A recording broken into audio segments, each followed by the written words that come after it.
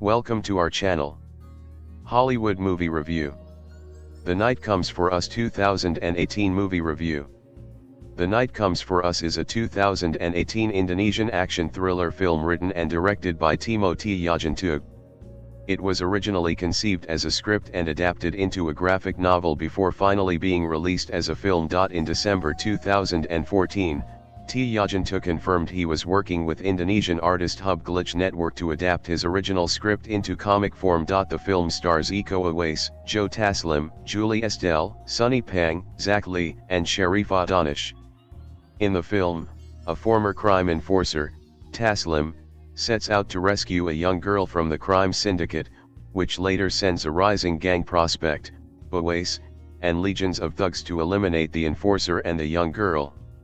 The Night Comes for Us was premiered at Fantastic Fest on 22 September 2018. 4 days later, it was announced that Netflix had acquired the distribution rights and the film was released worldwide on October 19, 2018 to positive reviews from critics with praise for its action sequences, direction, plot, and cast performances, but criticized its excessive violence. Ito is one of 6 elite enforcers for the Southeast Asian Triad, known as the 6 Cs, Indonesian, Inamlot. After massacring a village due to few villagers having stolen Triad drugs, Ito discovers a young survivor named Reina. Ito feels remorseful and kills all the Triad soldiers present. Ito later returns to his childhood home of Jakarta and hides Reina in his ex-girlfriend Shinta's apartment. Shinta treats his wounds and calls in Fede, a former friend and member of Ito's old gang. Fede relocates them to his own apartment and brings in his cousin Wisnu and another member of the old gang named White Boy Bobby, a drug addict who has lost his leg.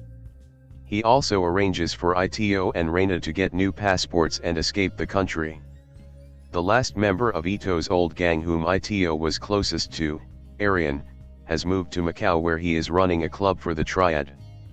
Arifin brutally slaughters random crooks when they beat up one of his waitresses and take her hostage at the club. A member of the 6 Cs named Tjahjanto calls him in to help kill Ito and take his place as a new member of the 6 Cs enforcers. Enticed at the idea, Arifin accepts the offer.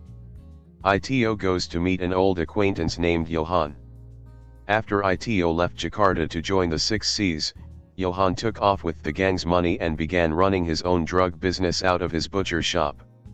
Ito tracks him down to retrieve the money Johan stole from his old gang. However, Johan is also revealed to be connected with the Triad and a resulting fight ensues in the meat locker of Johan's butcher shop.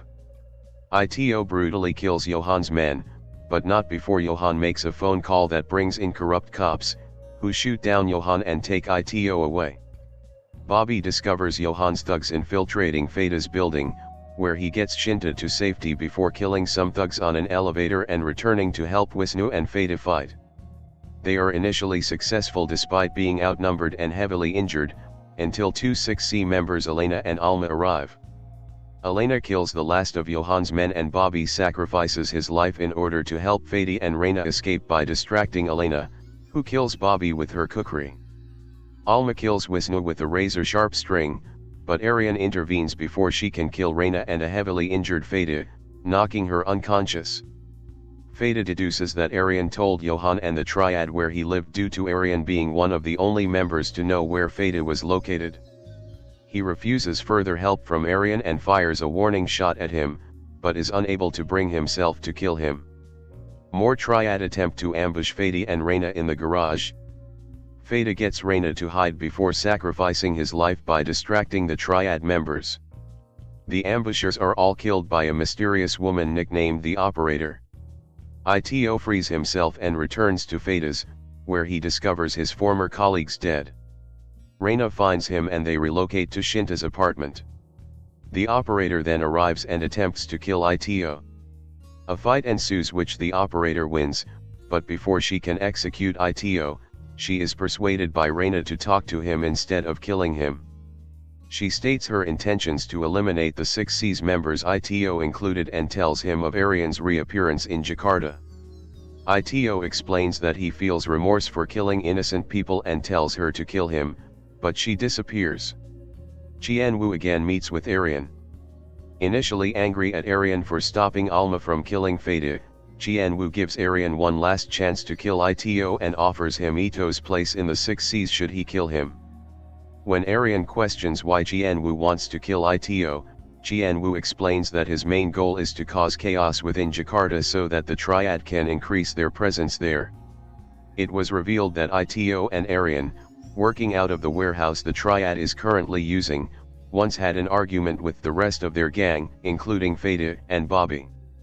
To expand their gang, Bobby was making deals with the Triad outside Ito's approval.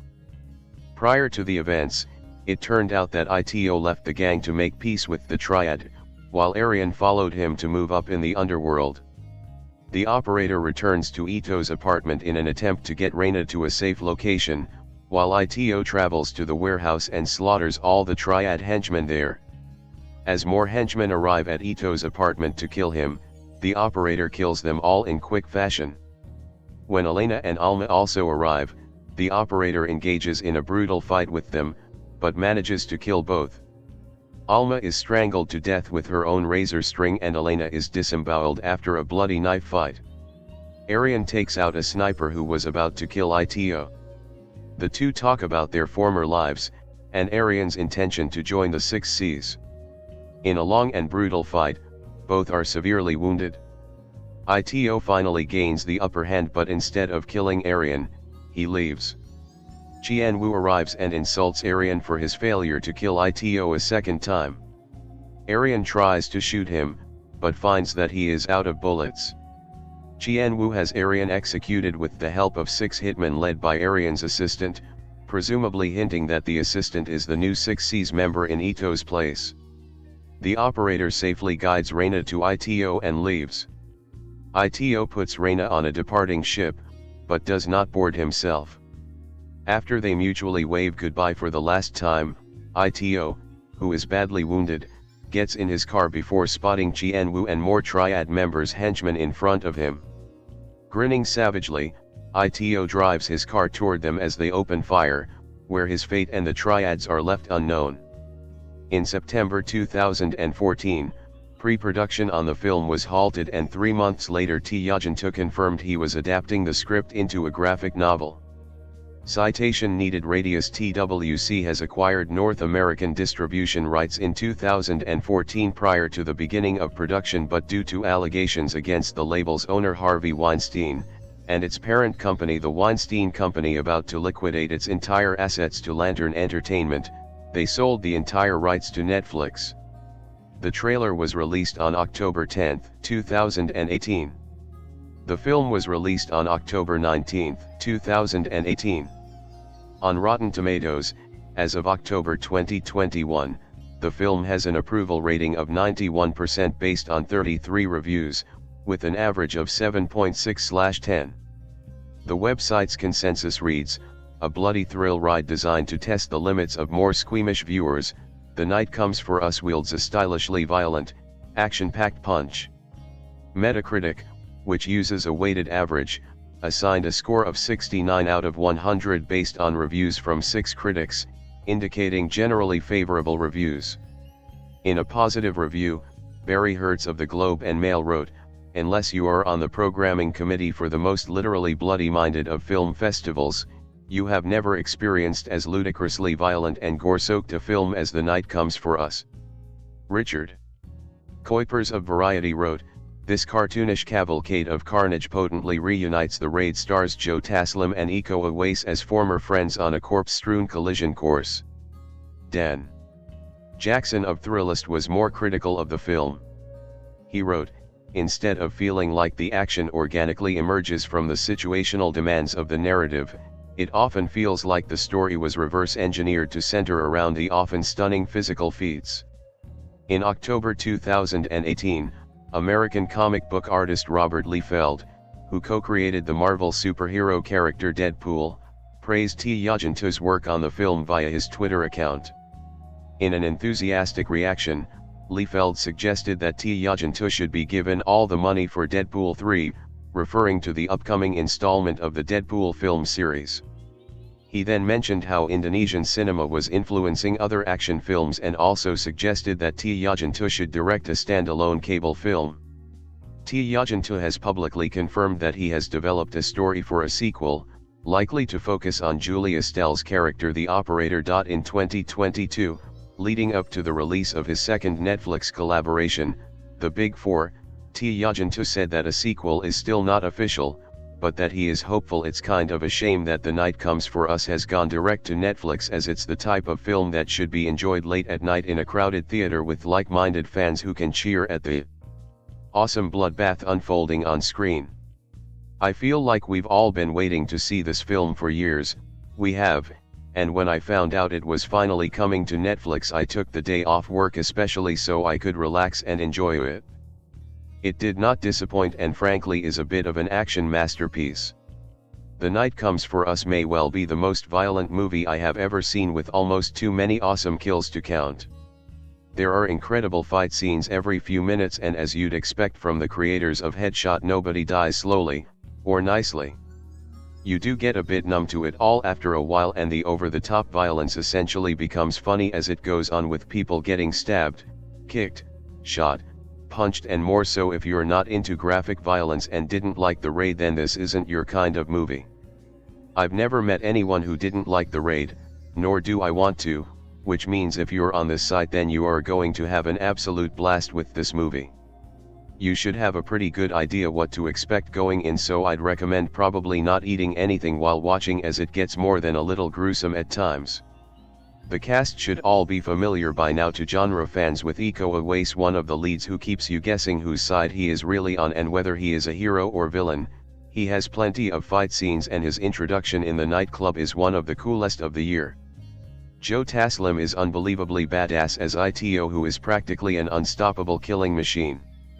He can literally walk into a pool hall and kick everyone's ass and still be standing by the end of it. Then we have Julie Estelle, Hammer Girl from The Raid 2, who may arguably be my favorite character, and her fight with the two female villains at the end is possibly my favorite scene of the film. It's unbelievably brutal and she is amazing to watch on screen. There isn't that much in the way of story and it's essentially just an excuse for lots of ultraviolence, but that's exactly what we want and it delivers in spades. In terms of characters, I think Ito's crew taking on an endless horde of goons to protect a little girl demonstrates more character than any monologue ever could. It's exhausting stuff, and as awesome as the final fight is, I did find it went on a little too long, and I'm pretty sure no one from the cast has survived making this movie. Overall, The Night Comes for Us is the best action movie of the year alongside Mission Impossible Fallout, and if you're looking for stunning action and brutal kills, then look no further. It's literally an unavoidable comparison, and not just because Iko Uwais, Joe Taslim, and Julie Estelle are in The Night Comes for Us, but that's certainly a factor. It's that the director of The Night Comes for Us is Timo Tjahjanto, a man that's worked with the director of the Raid films, Gareth Evans, on several occasions. They even co-directed a segment of the horror anthology film V/H/S/2, the segment in question being Safe Haven. These are two directors that working on similar lines, sometimes even producing each other's films. But if The Night Comes for Us makes one thing clear, it's that Timo Tjahjanto and Gareth Evans have very different visions for what these martial arts films should look like. Evans' pair of the Raid films have a dark and serious tone to them, with the first film playing like a gritty police procedural gone wrong and the second film acting as a gangland epic with hand-to-hand combat. The Night Comes for Us still uses the Asian criminal underworld as its backdrop, but has a wildly different tone than the Raid movies. It has its serious moments, but as soon as the first fight happens in The Night Comes for Us, a hyper-violent assault in the backroom of a dance club, the tonal difference is immediate. This film skews in a darkly comic direction, with almost every single death being beyond brutal.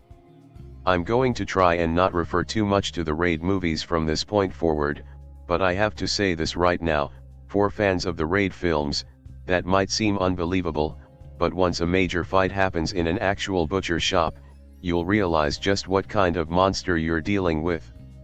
This is not a film for the squeamish, and by the time a literal grenade goes off and there's bits of people on the ground as our hero stumbles from the wreckage, you'd think the movie couldn't get bloodier. The story is pretty minimal here, and slightly to the detriment of the film itself, but it gets the job done. Ito, Joe Taslim, is one of the top enforcers of the Triad, but betrays them to save a little girl. The Triad immediately dispatches foes to take him out along with the girl, from low-level thugs brandishing machetes and machine guns all the way to sadistic assassins. But caught in the mix is Arifin, Iko Uwais, one of Ito's best friends who is under orders from the Triad to kill Ito. The film does not take long to get going, and once the action starts during the first act it literally does not stop until the end of the second act, takes a brief break, and goes right back into a bone-crunching third act that has not one, but three of the most over-the-top fights I have ever seen in a movie. The inevitable showdown between Ito and Arifin is the craziest of the three, turning the two men into Looney Tunes filled with blood to spill as they mercilessly beat the shit out of each other. I really want to take this paragraph to emphasize how much gore is in this movie. It doesn't quite hit the levels of blood that were in the Evil Dead remake in 2013, but the number of squibs that go off in this movie spurting blood from the jugular goes into the double digits before the halfway point is up. I'm used to bone breaks in movies like this, but the number of people that keep trying to fight while bleeding out pushes the film into a whole different reality. This is the last time I'll invoke the Raid comparison, I promise, but that's where the films really do diverge. I prefer the grittiness of the Raid films and the more serious attempt at character building that was achieved there, but The Night Comes for Us makes up for its narrative investment by constantly topping itself with garish violence. I hold the Raid movies up as my favorite modern action films, and if you're wondering where The Night Comes for Us ranks, I'd honestly put it right up there with the Raid films. Again, I don't think The Night Comes for Us tops the Raid movies, but its investment into borderline cartoon violence brings it right up there. That's all to say that The Night Comes for Us is one of the most brutal films you can watch in 2018. Speaking of watching it, I managed to make it into a screening of the film at Fantastic Fest, my first film I've ever seen during the event, and I have to say, I picked a hell of a first movie, but anyone reading this will be able to watch the movie on Netflix on October 19th, and you should absolutely watch it as soon as it's available on the platform. Action fans could hardly wish for anything more than what's served up in The Night Comes for Us, a Jakarta-set triad crime epic boasting some of the most inventive, gory, and dazzlingly choreographed screen violence in recent memory. Confidently executed by Indonesian writer-director Timo Tjahjanto, whose credits as one half of the Mo Brothers team include Killers and Headshot, this cartoonish cavalcade of carnage potently reunites the Raid stars Joe Taslim and Iko Uwais as former friends on a corpse-strewn collision course. Though confusing at times and a little too much of a good thing at 2 hours, Night should satisfy the target audience via Netflix, where it launches October, an extremely energetic workout on the familiar tale of a criminal who turns his back on the mob following a crisis of conscience. Night sets things up with text information about the 6 Cs, an elite squad of Triad enforcers. One of these is Ito, Taslim, who snaps after being sent to wipe out everyone in a coastal village. Unable to shoot cute young girl Reina, Asha Keniri Bermudez, Ito instead murders his own goons and flees to Jakarta, where he appeals for help from ex-girlfriend Shinta, Salvita Decord, and old gang members including Fada, Abimana Arya Satya, and White Boy Bobby, Zach Lee, Buffalo Boys. After tearing strips off Ito for abandoning them all those years ago, Fady and company take one look at the petrified Reina and fall back in line behind their former boss. The crime family's reunion is nicely intercut with local Triad chief Jian Wu, Sunny Pang, Headshot, rounding up an army of henchmen to eliminate Ito, Reina, and anyone else in the way.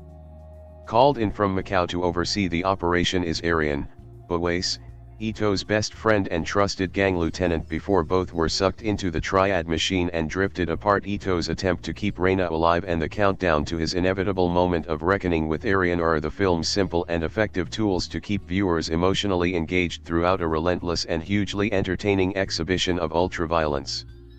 With the invaluable assistance of Uwais, who also serves as fight choreographer, Tjahjanto stages one breathtaking scene after another. Consisting of almost nothing but highlights, the action is so intensely and consistently over the top that Night travels beyond the boundaries of a crime film and becomes something more akin to splatter horror or a video game gone berserk.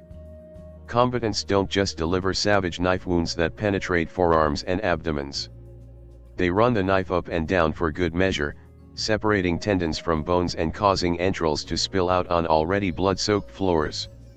Whether it be fist fights, knife fights, gunplay, or booby-trapped corridors in grimy apartment blocks, there are countless moments to impress even the most jaded action buffs. Though it's often difficult to work out exactly who's trying to kill whom and for what precise reason, all those who show up for duty do not disappoint. Among the most exciting and accomplished fighters are Tjahjanto's vicious sidekicks, Elena, Hannah al-Rashid, and Alma, Dion Sastrowardoyo. We've seen lesbian assassins before, but this duo are something else.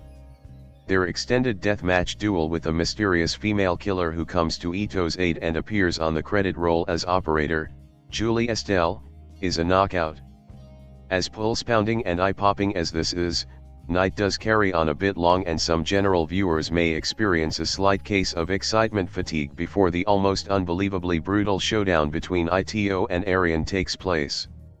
That said, the film's hardcore constituency will be wanting more of this from Tjahjanto, and a sequel, prequel, or even franchise would not surprise from here. A cinematographer Gunnar Nimpano, Killers, Modus Anomaly, uses widescreen framing to splendid effect in both open spaces and tight environments, such as lifts and police vans, where mind-bogglingly furious action takes place. Especially memorable is Nimpano's use of a camera rig mounted on the backs of performers to provide startling over-the-head and shoulders perspectives during fight scenes. In the midst of all this mayhem, it hardly matters that a few CGI shots of spurting blood aren't convincing. Rounding out the solid technical package is a peppy, synth-based score by the raid duo Fajaryuskamal and Arya Prayaji that employs throat singing to strong effect whenever Ito manages to take a short break from killing and contemplate a life less violent. I've been frothing at the mouth over Timo Tjahjanto's The Night Comes For Us since the first moment I caught a whisper of its existence. The Indonesian director's previous film, 2016's Headshot co-directed with Kimo Stambo L, who produced Night, serves up a vicious, angry action extravaganza that builds on what the Raid movies created. And his latest endeavor cranks things up to the umpteenth degree. I've never uttered, "Oh, fuck," as a gut-level, visceral response to a movie so many times in my life, and I've spent most of my life watching rugged action movies. The Night Comes For Us is a non-stop crescendo of vicious, mean-spirited brutality. Tjahjanto puts his horror background to good use, delivering more gore and splatter than any slasher you're likely to find. We're talking bone-breaking, gut-ripping, face-stabbing, machete-wielding mayhem. And in addition to being the boldest, craziest action movie maybe ever, the story adds up to much more than a delivery system for bananas fight choreography, though there's plenty of room for that as well. The plot follows Ito, Joe Taslim, an elite triad enforcer who has a change of heart and sets out to protect a young girl he's supposed to kill and perhaps find redemption. This puts him at odds with his former employers and pits him against his former best friend, Arifin, Iko Uwais. On the surface, it offers a simple story, but layers of history, betrayal, and competing interests mesh together to create a much deeper, more nuanced picture of the criminal underworld than initially expected. I saw someone, I don't remember who, compare it to Once Upon a Time in America, and it definitely falls into that broad, sweeping crime saga. I also place The Raid 2 squarely in this category. While the plot revolves around Ito, there's a bigger, expansive mythology in play. Tjahjanto, who also wrote the script, rarely spells out things in explicit fashion. Instead, he doles out just enough history and information to propel the narrative and cast a bleak illumination on the wider world yet to be explored. There's much more going on behind the scenes and in the shadows than we're privy to, and that gives the world texture and dimension. With Iko Uwais' team handling the choreography, there's a high level of expectation in that regard. While The Night Comes for Us packs an emotional punch, the action is the main draw, and it delivers, and then some, and then a little more on top of that. Knowing Joe Taslim and Iko Uwais, two of the baddest dudes on the planet, are going to eventually throw down is enough to get me to watch a movie. When they do collide, it's one of the best fight scenes in years, an all-timer. But everyone around them is just as phenomenal. Julie Estelle's mysterious operator tussles with the equally shady Elena, Hannah al-Rashid, and Alma, Dion Sastrowardoyo, in one of most vicious brawls ever put to film. Ito dismantles a crew in a bonkers butcher shop tussle. He then makes the most violent use of pool balls in a fight since Out for Justice, among countless other scraps and scuffles. Tjahjanto films it all in unique style that both showcases the remarkable martial arts talent on screen and creates a raw immediacy that places the viewer smack in the middle of it all. There's a pulsing, primal sensation that captures the anger and rage and anguish, transmitting it to the audience. As fantastic and over the top as the action is, the film maintains a grounded connection between the audience and the players. The Night Comes for Us is nothing short of the best action movie of the year, the best action movie in years to be honest. An epic crime saga, a mean-spirited banger, and a story of betrayal and redemption, it's also potentially the first chapter in a trilogy. I don't know that I've ever wanted anything more than I want 3 of these movies, so sweet baby Jesus, do your thing. Watch this on Netflix, then watch it again, and let's get this done. Recently I was seeing post after post on Twitter about a new film from Netflix that was outrageously intense and full of jaw-dropping, action-packed fight choreography. It was made clear over and over again that if you were a fan of the martial arts/action genre, it was not a film you wanted to miss out on. After seeing these praises being consistently posted for almost 3 days straight, I decided to sit down and watch it, and honestly it was a hell of a ride. Since that first viewing, I have watched it 2 other times with some friends and family after I highly recommended it as a great popcorn flick. So far not a single person I have watched it with has been disappointed. The film has a simple script with a simple story but is mind-blowing in action and pacing. The film is The Night Comes for Us, and now I am recommending it to you. Let me start off with a warning: The Night Comes for Us is bloody, seriously bloody. This film pulls no punches when it comes to violence and gore. I have been told it is very similar to Gareth Evans' The Raid but have never seen it, so instead if I were making comparisons I would say take Jackie Chan's Meals on Wheels, Kim Ji-woon's action thriller I Saw the Devil, and the samurai classic Shogun Assassin, and throw them all in a blender. The pulpy, bloody result you would get is The Night Comes for Us. Based on a screenplay turned into a graphic novel, the film revolves around a group of 4 old friends, one of which, Joe Taslim as Ito, is promoted to a high-level figure in a criminal organization known as the Southeast Asian Triad. The film is fuzzy on timelines, but he returns sometime later with a little girl, Reina, Asha Kenayari Bermudez, whom in the process of protecting required he betray the Triad. However, over the passage of time, one of the other 3, Arifin, Iko Uwais, has built his own corner in the underworld and now has close ties to the organization, and upon Ito's return is given direct orders to kill both Ito and Reina. With friends now turned enemies, Ito along with the remainder of his old crew, Fada, Abimana Aryasatya, and Bobby, Zach Lee, with one of the best performances in the film, must protect the girl from Arifin as well as the Triad's massive army. Outside of the 4 friends, there are some other great casting choices such as Hannah al-Rashid, who is excellent as Elena, one of the Triad's chief enforcers, as well as Julie Estelle, credited simply as the operator, who has amazing screen presence. Both Rashid and Estelle are a delight to watch on screen, and I cannot wait to see more of them, hopefully in future action films. If you came looking for a solid script and magnificent performances, then you are definitely in the wrong place. As I said before, The Night Comes for Us is a very simple story that is short on dialogue, and what is spoken is fairly succinct and to the point. This is a true action film that keeps things uncomplicated and lets the on-screen energy do all the talking. When it comes to performances, they are not terrible, but they are far from Oscar caliber. Uwais as an action star is incredible, but I found the delivery of some of his lines to be jarring. They seemed off and unconvincing, especially when trying to evoke emotion. Taslim as Ito, the character we follow most, gives a fairly decent performance. Oddly, his scenes, which I found most difficult to watch, actually have no audio dialogue. There are 2 times with Ito where the film cuts out the verbal audio and simply lays a score over while the scene plays out. Both scenes are very dramatic, with Ito wailing and jerking about in an erratic way. My assumption is that the director, Timo Tjahjanto, wanted to focus mainly on the action and was trying to move the story along without having to linger too long on emotional drama, which can be effective if done properly, but Taslim's performance in both scenes just didn't seem to fit and felt overacted. Outside of this and few other pauses in the story, he spends most of the film walking around with a grimace on his face and breaking the legs, arms and backs of anyone who gets in his way, all of which is done in spectacular fashion. No complaints there.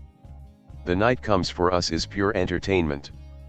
As sketchy as the storyline is, and as clumsy as the script can be, it delivers in ways that made me look past all these flaws enough to watch it multiple times. And honestly, I am looking forward to more films in this genre. It has been too long since a director has put together a film like this, and I can't wait to see what we get next. The pacing is great, and Tjahjanto does some very clever things with scene transitions as we bounce back and forth between different parts of the story. There are a few lulls, which in a film like this can really stand out and have you screaming to just get back to the mayhem. This is especially true in the first act, as it takes time for the action to kick in, so give it a minute to allow the film to build the story and characters. Just brace yourself, because if action and chaos are what you were looking for, you are in for a treat. The Night Comes for Us is a dynamite 2 hours, and for those of us missing the action films of old, it's a breath of fresh air. The Night Comes for Us is the latest action thriller from the country of Indonesia, having debuted on October 19 on Netflix alongside Daredevil's 3rd season. Indonesia is a country that has been cranking out exhilarating films for the martial arts community since Gareth Evans and his friendship with Iko Uwais and Yayan Ruhian gave us Merantau in 2009. Timo Tjahjanto directs this film, and it stars a few familiar faces from popular Indonesian films: Joe Taslim, most known for his role as Jaka in The Raid, Redemption, and a notable role in Fast and Furious 6, Julie Estelle, recognized as Hammer Girl in The Raid 2, and this film's villain Uwais, who played the protagonist Rama in both Raid films and most recently appeared in the Mark Wahlberg critical flop Mile 22, where despite receiving poor reviews, much critical praise shined through the darkness for Uwais. Joe Taslim plays Ito, a member of a special group inside the triads known as the 6 Cs. While taking a gang of men to slaughter a village, Ito turns on his own men to save one little girl. Now Ito must fight to get the little girl out of the country, having little to no concern for his own fate. A relatively simple story and a very common trope for a martial arts movie, but it works quite well thanks to its characters. This film contains a plethora of rich and interesting characters outside of the top-billed actors such as White Boy Bobby, Fede, the operator, Elena, and Alma. Each character is incredibly memorable for their personality, their purpose, or their weapon of choice. When the protagonist or the antagonist isn't on screen, one of these characters is, and they take over the movie. The action kicks off relatively fast, and when it gets going it rarely lets up.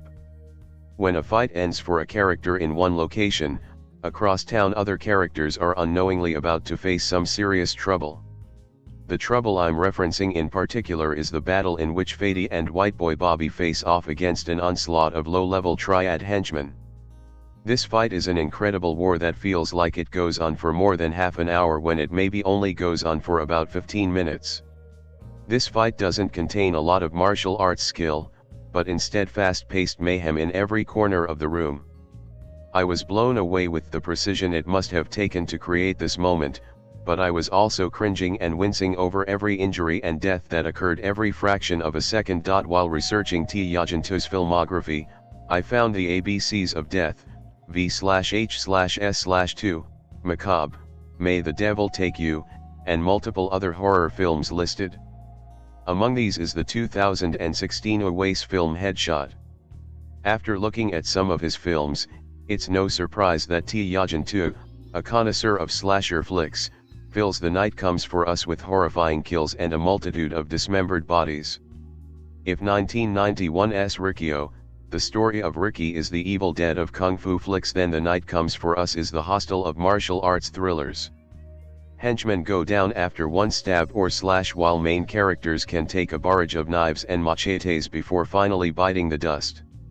Even the final battle between Uwais and Taslim involves whatever blade items lie around, while each character receives their fair share of wounds before the fight's dramatic conclusion. If there is one phrase cemented into the minds of martial arts film fans, it's final fight.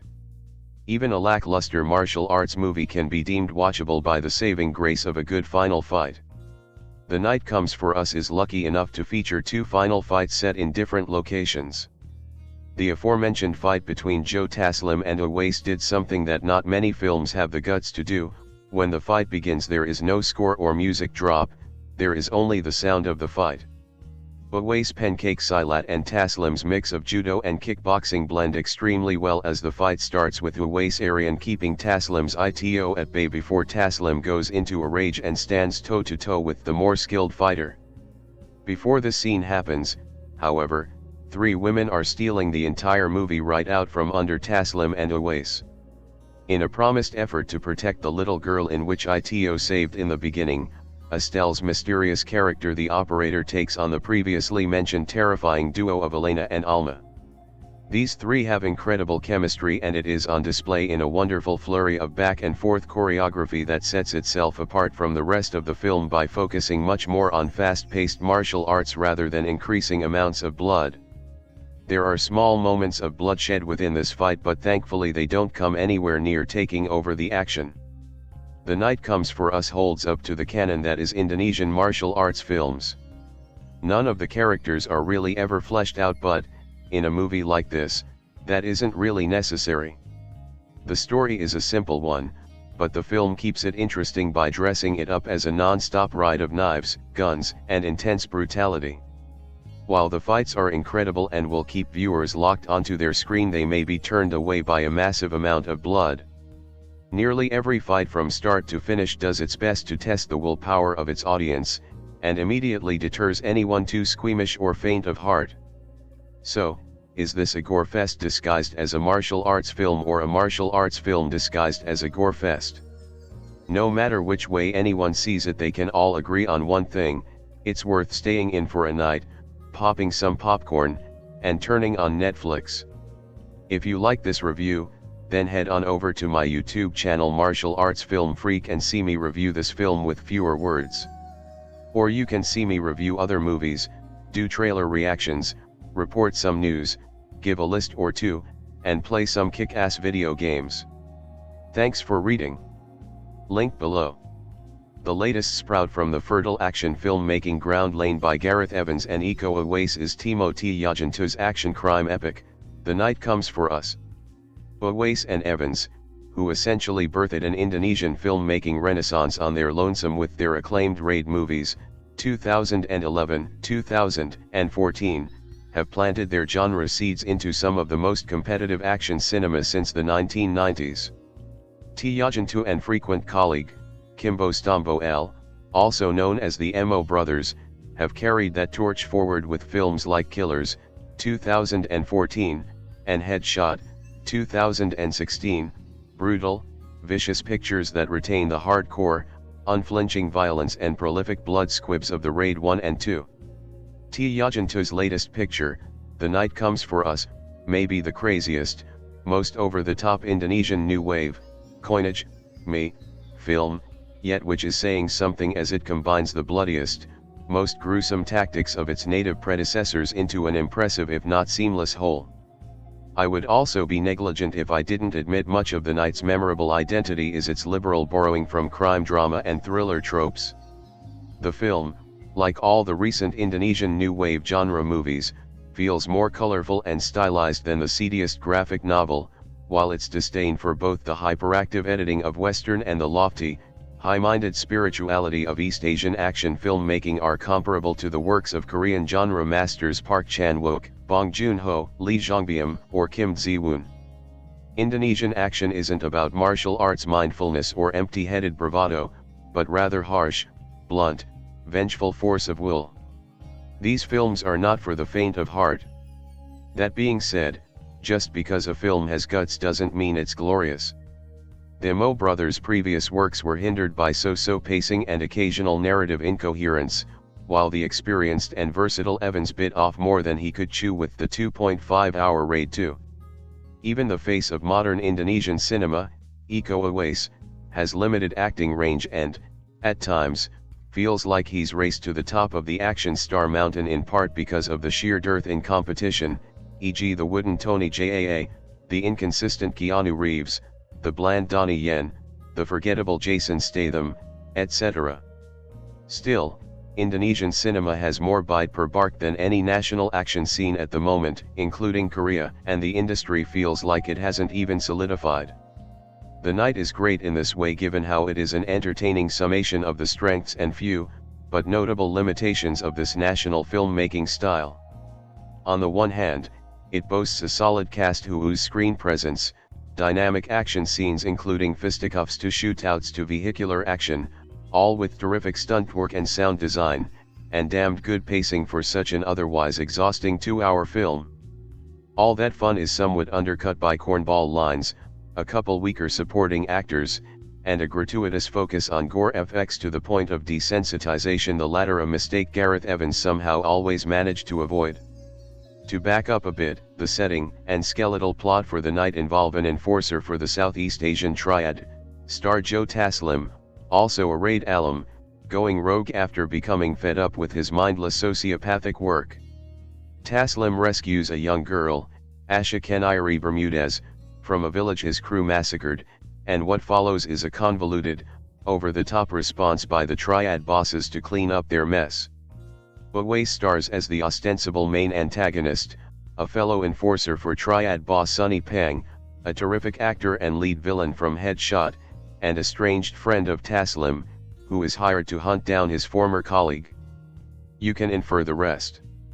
What makes The Night work, besides the obvious terrific action set pieces, are its aforementioned, mostly, great cast, effective pacing, and stylized world building. None of the villains, including Uwais, are knockouts, but they're threatening and unique enough to make for great spectacle, while our heroic cast are likable and sympathetic. Unlike the breathless, relentless Raid as well as the bloated Raid 2, The Night is perfectly paced at a comfortable 121 minutes, allowing for exposition of its seedy, charismatic criminal underworld. The Night's weaknesses are also distinguishable from both Raid films and Headshot. Dialogue is noticeably weaker and some minor characters, like Zach Lee and Dion Sastrowardoyo, feel more cartoonish than cool. The combination of raid-level violence with killers-level gore also becomes too much by film's end, which is significant coming from an action junkie like myself. The camera lingers on so many severed limbs, torso bullet holes, slit throats, and spilled intestines that the photography grows repetitive, and slows the pace of the action sequences. I'm always open to another hardcore Indonesian action film, especially one that's led by trained actors like Joe Taslim or Julie Estelle, as opposed to the likable but still inexperienced athlete-turned-actor, Uwais. Modern Indonesian action cinema is as potent and flavorful as any, and I'm glad it continues to grow in the aftermath of the cult success of Gareth Evans' Raid films. Still, The Night Comes for Us has problems even action disciples shouldn't ignore, namely a couple cornball supporting actors and director Timo Tjahjanto's love for comical gore at the expense of awesome fight choreography. Then again, Taslim hacking apart gangsters in a butcher shop, blowing up multiple SWAT officers in a cop car with a grenade, and Estelle disemboweling 2 punk rock lesbian assassins, are probably the most entertaining set pieces I've seen all year. The fact that Tjahjanto is able to work those ridiculous sequences into a cohesive whole, a story that makes sense, is astounding. Just watch the blood and guts on your way out the door. Suppose John Woo found the script for Logan or The Professional. He hires the raid guys for the choreography, then gets Tom Savini to do some gnarly makeup effects. However, Wu passes the director's chair to someone with the unhinged, gory charisma of a young Sam Raimi or Peter Jackson. That is the best way I can describe Netflix's new Indonesian splatter action bonanza, The Night Comes for Us. Acquired by the streaming giant just last month, the film debuted without fanfare, as is tradition. I got a dime on the film from an action enthusiast friend who deemed it a heroic bloodbath. Boy, was he underselling this one. The only strike against The Night Comes for Us is its disorienting non-linear timeline. There's no need for that. There's not much to the plot anyway. Ito, Joe Taslim, is an enforcer for the Six Seas, a ruthless crime syndicate in Southeast Asia. During a mass execution, he grows a spine, kills his brethren, and saves Reina, Asha Kenayari Bermudez, a young girl orphaned in the massacre. By doing this, he breaks the cardinal rule of the Six Seas, who has him marked for death. Arifin, Iko Uwais, Ito's friend and colleague, is called in by the organization to terminate with extreme prejudice. I put a strong emphasis on extreme because as soon as the plot gets set up, the blood and gore never stops. The Night Comes for Us is one of the most violent action movies ever made. Reunited from the raid, Taslim and Uwais ooze pulsating cool and emotion in their performances. While that is a wonderful thing, The Night Comes for Us is almost like watching porn. You have a story at the heart of it, but don't lie, you came to see the business. The business that The Night Comes for Us gets into will leave you breathless.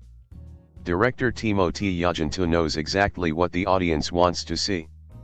You will see objects used as weapons that you never thought could be weapons. Mobsters are maimed by knives, meat cleavers, shotgun blasts, champagne bottles, pool balls, cattle bones and more. Tjahjanto co-directed the brilliant Safe Haven segment of V/H/S/2 with raid maestro Gareth Evans, and the connection shows. Throughout that 2 hours, the intensity rarely quiets down, especially when he introduces its female leads. You've got the operator, Julie Estelle, a biker with a cloudy moral code. More outrageous are triad assassins Elena, Hannah al-Rashid, and Alma, Dion Sastrowardoyo, a Mia Wallace cosplayer with a garroting gadget that would end the James Bond franchise. This movie is insane. Fucking insane. You have to take my vague word here. I'm keeping the descriptions as such because you need to watch this thing pronto. What Fury Road and Mission Impossible, Fallout did for Western action, this does it for Asia. Tjahjanto ramps up action sequences early on that you can't possibly imagine he can top, then one UPS himself almost every time. The script might be a bit emaciated, but with its vivid cinematography, expert handle on action, and visceral impact, this one's a masterpiece.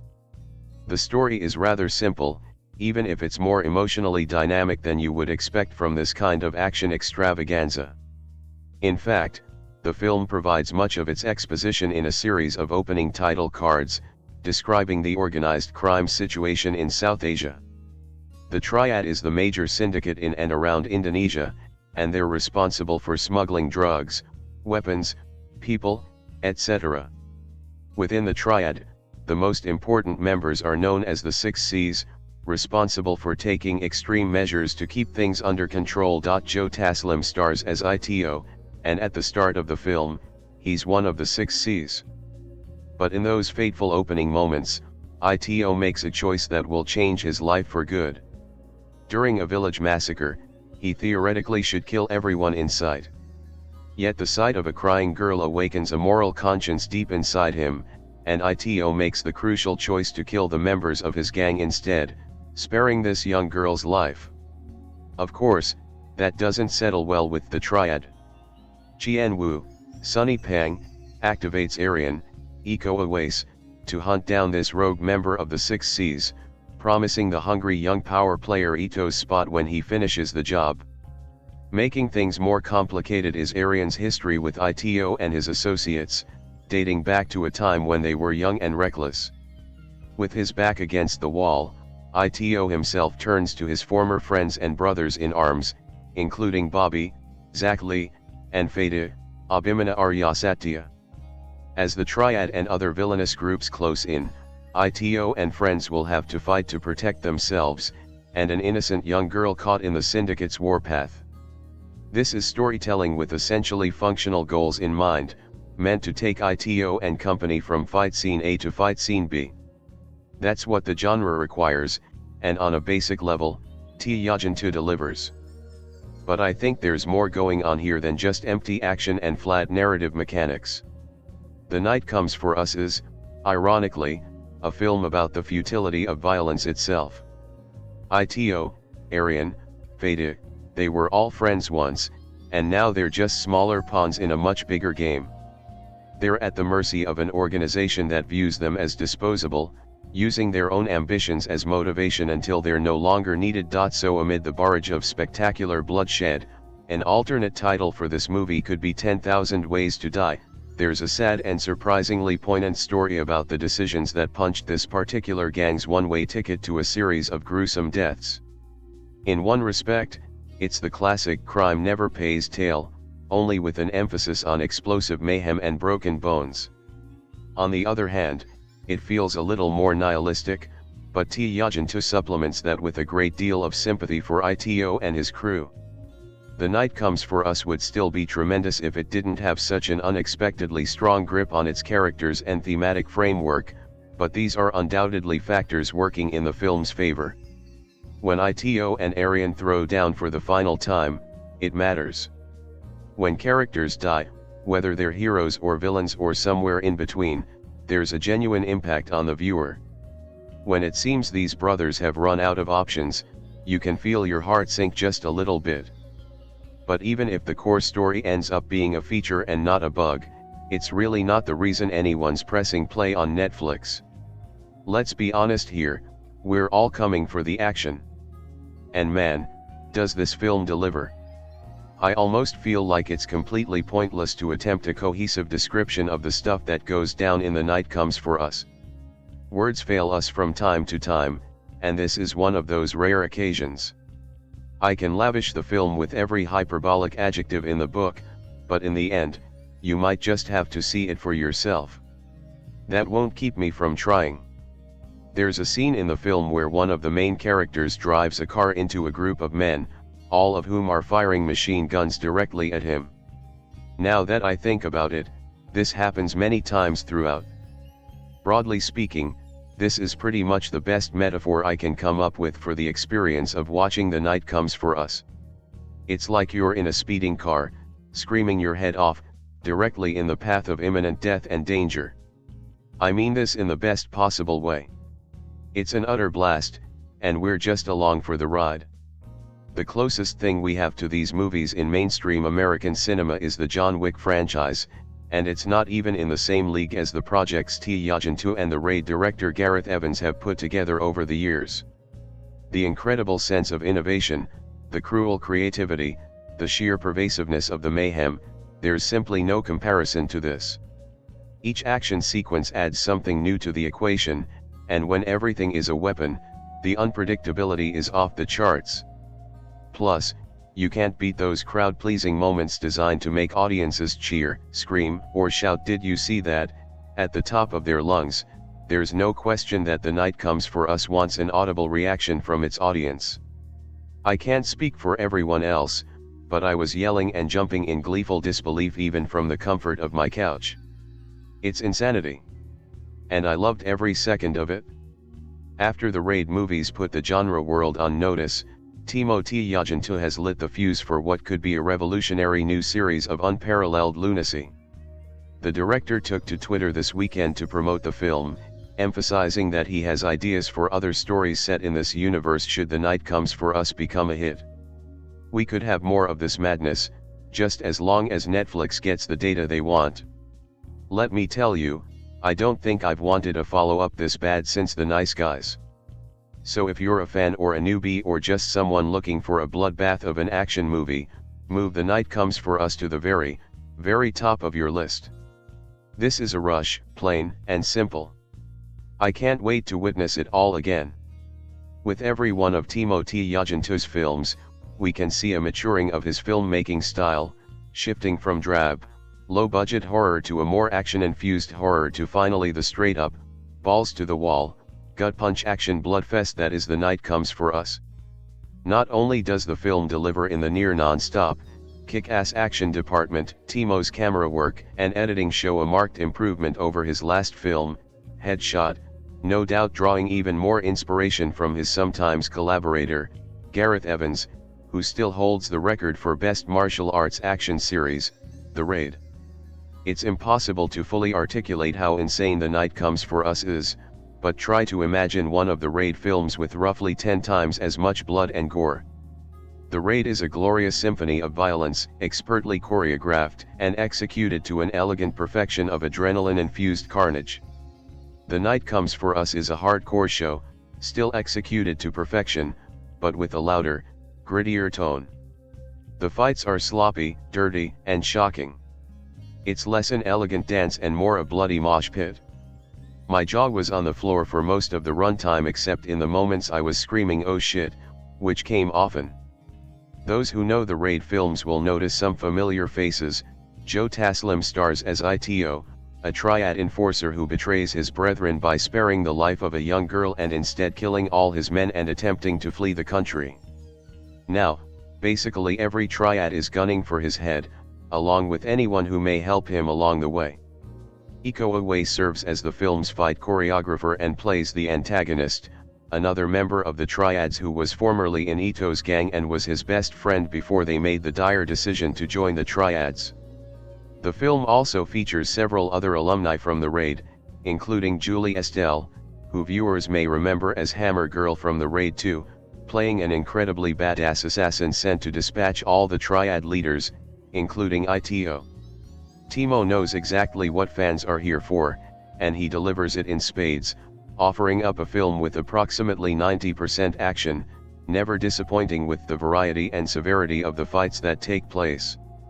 He employs a bevy of camera tricks, constantly making sure to highlight the carnage in the most stylish way possible, while piling on the violence to near cartoonish levels.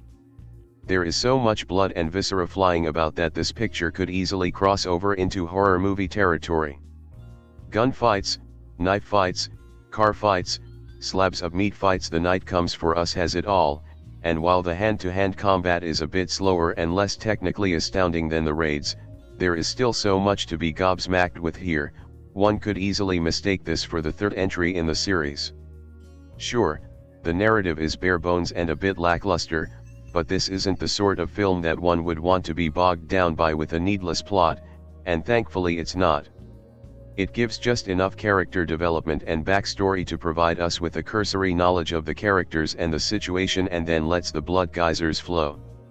I was a bit let down by Timo's filmography prior to this film, but he consistently just missed the mark in such a way that each one of his movies, which he's been producing on the regular for the last decade, has been more competently crafted than the last.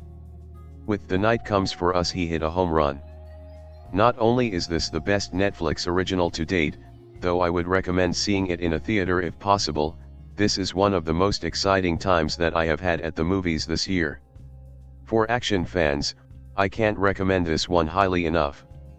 It's a no-holds-barred bloodbath that hits the ground running and barely lets you catch your breath before throwing you into the next sequence of out-of-control violence and insanity. I loved it. The Night Comes for Us is the new film from Timo Tjahjanto, and was one of my most looked forward to films of the year. Tjahjanto is half of the directing team behind the nearly perfect Killers and the solo creator of the flawed, but visceral, Headshot. The Night Comes for Us proves we have an immensely talented and stylistic director that should be considered a must-follow. The plot is paper-thin here. We follow Ito, Joe Taslim, an assassin who decides he can't do it anymore, and rescues a child he was meant to kill. This sets off a brutal chain of events where his former employers must make an example of him. Arifin, Iko Uwais, star of Headshot, and both leads are also in the Raid, a childhood friend, and possibly brother? I wasn't sure. Ito is tasked with proving his loyalty by killing his friends. Ito is outgunned, and as he rushes to flee the city, those still loyal to him are swarmed by triad gangsters. The violence in this film is relentless, over the top, and awesome. Anyone who has seen any of the above-mentioned films knows that the action in these films is similar to a ballet more than a normal action film. The choreography is simply fantastic, and the plot jumps from explosive set piece to set piece. Ito is aided by a mysterious woman, Julie Estelle, who is also in Headshot and The Raid 2, and her motivations aren't entirely clear. She is an assassin of assassins, and steals the show in an epic three-person fight toward the final act of the film. However, there isn't a dud action scene in the whole film. It was nice to see Taslim take a leading role, and the difference in fighting styles between our three leads makes for hypnotic viewing. While Estelle and Iko Uwais have a sort of dancing grace to the combat, Taslim is a bulldog who simply crushes those in his way. One scene in particular with a pool ball will stick with you. The film simply looks great. The directing, action, lighting, and speed of movement makes the film feel more like a roller coaster than anything else. I enjoyed this one more than Headshot, where I thought the plot dragged a bit. Here the plot is so known that we don't have to spend a lot of time on it. Sure, it is a straight-up genre piece, but it knows what people want from the genre and delivers in blood-soaked mayhem. Of course, the film is not perfect. Those who aren't fans of the genre probably won't be convinced here, and the film does suffer from a bit of a bloated runtime. At a point, the fights become a little monotonous, though rarely. Cutting even 10 minutes would have helped make the experience a little leaner. Oddly, the length isn't so much an issue while watching, but will probably prevent reviewing. I felt the same way about The Raid 2, but Killers doesn't suffer from this. It also has a bit deeper of a plot. Don't get me wrong, the film is awesome, and we get to see incredibly talented people beat the holy hell out of each other. I found a lot of the gore seemed to be played for laughs, and at first I wasn't sure about this. In the end, it works to support the completely chaotic and over-the-top feel of the world here. Our heroes are basically superheroes, and shrug off wounds that would kill most. Everything is a weapon, and once the violence starts there is a level of sheer madness that reminded me of a zombie horde than an action film. Coupled with the gore, this movie is almost a horror film as much as it is gonzo martial arts. Netflix picked this one up, and I am glad. With the success of Mad Max, Fury Road, there is a clear market for well-made and intense action. Indonesia has proven that it knows how to make some of the best action films around, and I hope this one finally gives these folks the international recognition they deserve. The Night Comes for Us is probably the best action film of 2018, and might be in my top 10 of films to see this year. Highly recommended. In an interview I had with Timo Tjahjanto in 2017, in a question about the appeal of violence on screen, he stated, "Violence speaks to me easily, and I think way too easy, to the point that I find myself often fighting hard for self-restraint. I think that's where Kimo, Stombo L, the other half of Emo Brothers, usually comes to play. He is the guy that put brakes on my violence throttle." Well, let's just say that Kimo is nowhere to be found in this movie. At the height of its power, the Southeast Asian Triad controls 80% of Asia's smuggling activities. Utilizing the notorious Golden Triangle as the main hub, the Triad profits heavily from illegal drugs, weapons, and human trafficking.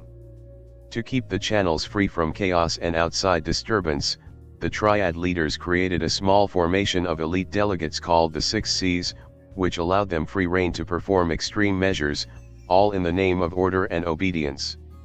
The 6 Cs are 6 men and women, all their identities anonymous.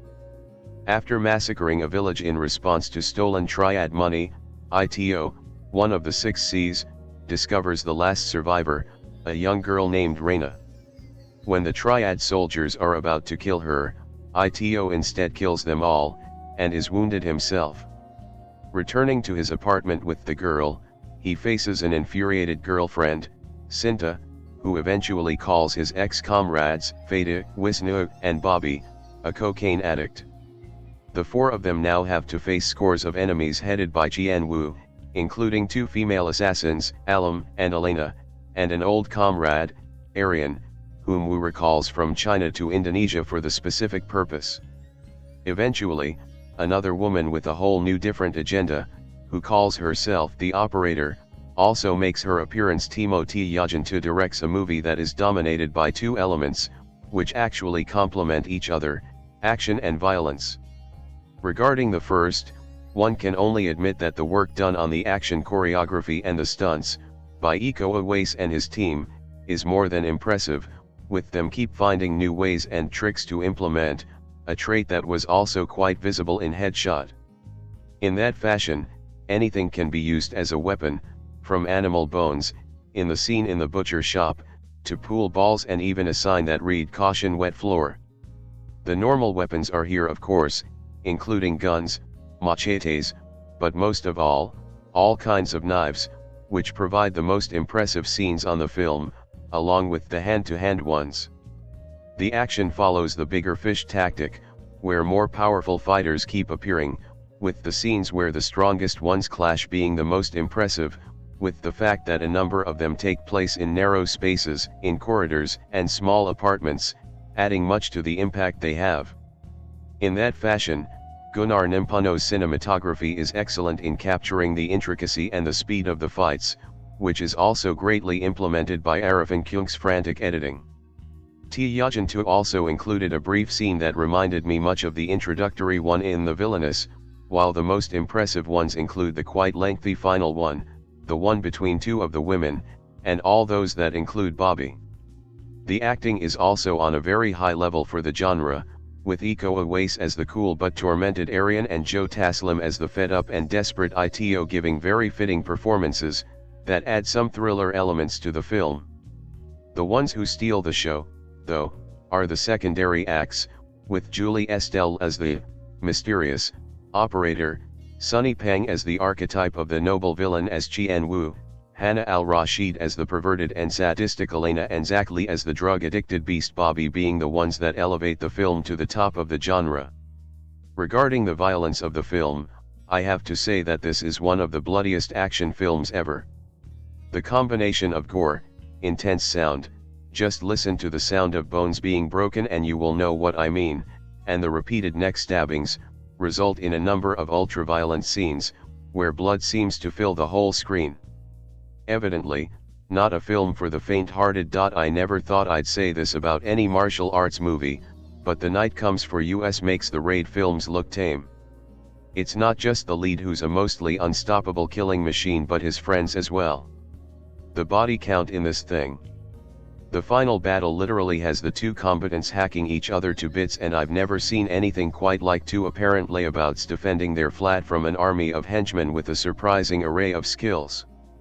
It's nice to see Iko Uwais having to stretch himself a bit as a conflicted bad guy, but the film belongs to Taslim and his deranged, battle-ready smile. It's not deep stuff, and as many sick thrills the non-stop dismemberment and endlessly creative choreography provide, you do find yourself thinking, alright, director, Timo Tjahjanto, dial it back a bit mate. SSP The Mo Brothers Headshot, while a very good action movie in its own right, with effectively bloody violence and some great choreography, fell short of greatness in my opinion. One half of the Mo Brothers, Timo Tjahjanto, announced a few years back he was writing the script for The Night Comes for Us. Anticipation grew with announcements such as the film was to star a who's who of Indonesian action cinema, and the addition of producer Todd Brown, whose XYZ films have been growing in stature with releases like Gareth Evans' recent Apostle. Both films are Netflix associated, and for fans such as me, it's great to see such diverse output. While Evans was taking a left turn into atmospheric horror, Tjahjanto and Iko Uwais decided to take on the mantle left over by his Raid franchise and make it into over-the-edge action violence. Although I was prepared for the visual onslaught and feast of martial arts and gunplay, I could not have predicted how much I love this movie, and how highly I rate it. Which is very high. Taslim stars as Ito, who in the opening scene appears to be one of the bad guys as he mows down a family on a beach. Left is a small child, seemingly the daughter, Reina, Asha Kenayari Bermudez. Ito sees his redemption in her, and goes on the run to protect her. So sets in motion a seemingly endless series of set pieces as Ito struggles to protect Reina, involving his old gang and Aryan, Iko Uwais, the Raid, a mysterious figure who is a deadly fighter. The tangled web of gangsters, drugs, and intrigue are deepened by Ito's connection to the Six Seas, a gang dedicated to protecting the drug trade in Southeast Asia, led by Jian Wu, Sunny Pang, Headshot. A review I read of this movie called it a martial arts brain dead, aka Dead Alive, which is a film I love, but I think that viewpoint doesn't stick. Brain Dead has its tongue firmly lodged in its cheek, and is constantly hilarious. The Night Comes for Us is a much darker prospect entirely, and its tone speaks of influences such as Hard Boiled, Tiger Cage 2, minus the lame comedy, and The Raid 2. That the film is like an outrageously violent cartoon does stick, however. What impressed me alongside the action, which we'll get to in a minute, is the strength of the aesthetic. The lighting and camera work create a surrealistic immersive world that has depth beneath the carnage. Little visual touches such as a face-off mid-battle as the camera pans to a fly getting zapped are wonderful, and Tjahjanto's handling of the silent moments between the chaos show his talent. This approach is bolstered by the characters and performances. Taslim is suitably brooding and emotionally wrecked as Ito, in the role of a lifetime. Uwais as Aryan is at his most charismatic, and in fact you would expect the two to be in each other's roles, as Uwais is the bigger star. Julie Estelle, the Raid 2, kicks some serious ass in her part, which is destined to go down as one of the greatest female fighter characters, blowing OK Ben Kim, of the recent South Korean actioner The Villainous, off the screen. So, to the aspect we came here for, action. As much as I love The Raid and 2, and to a lesser extent Headshot, the action at times is scrappy and a little repetitive. As soon as Uwais' first fight kicked in, I knew immediately him and his team have stepped up, and leaped into the stratosphere of primal 21st century martial arts violence. Every single fight in this film is astounding, and the diversity of the combat is without compare. From brawls to all-out brutalistic knife fights to intricate handwork to beautiful boot work, the film has it all, and is a martial arts movie fan's wet dream. Alongside the commitment of the performers in these scenes and their abilities, all aspects of filmmaking are amped up to 11, and the ebb and flow, fluid editing, masterful framing, props to cinematographer Gunnar Nimpano, and staging of them is into the beyond. My favorites are the 2-on-1 all-female fight with British actress Hannah Al-Rashid, Safe Haven, and Dion Sastrowardoyo, Kartanai, taking on Estelle in a fight that moves from hand-to-hand combat to knife fighting with savage grace. Al-Rashid even fights on with her guts hanging out. Story of Ricky, anyone. In fact, all three involved in this fight are immediately iconic characters, with Al-Rashid's cool hair and signature knife, and Sastrowardoyo's bob haircut and cheese wire weaponry. Of course the film builds up to Uwais vs Taslim, and I honestly think it's in the top 3 one-on-one fights of the 21st century, alongside such luminaries as Scott Adkins vs Marco Zara in Undisputed 3 and Donnie Yen vs Colin Joe in Flashpoint. It also gets my vote as one of the most bloodily violent. I even noticed a reference to a fight in Tiger Cage 2 in there, geek mode optimized. Uwais must have been working on his kicking, as it's the best I've seen from him, and Taslim's RTHYTHM and timing is superb. My only gripe action-wise is that Sunny Pang, who was so great acting-wise and martial arts-wise in Headshot, doesn't get to fight in the film. His performance and character is still a cool badass motherfucker, though. Another gripe is that the dialogue moves between Asian languages. Uwais' character is in China at first, he speaks a little Mandarin, and English at times, and it can be a little jarring. Also the plot lines do fall by the wayside a little to make room for the action. The extreme bloody violence in the film will put off some, but once it gets going the amount of inventive kills and outrageous bloodletting means you can never take it seriously. from a pig's trotter used as a weapon to smack a guy's balls, people hung up on meat hooks, cheese wire, audition, anyone, used to cut off arms and fingers, broken bottles stuck in mouths and seemingly the most stab wounds on screen in any film ever.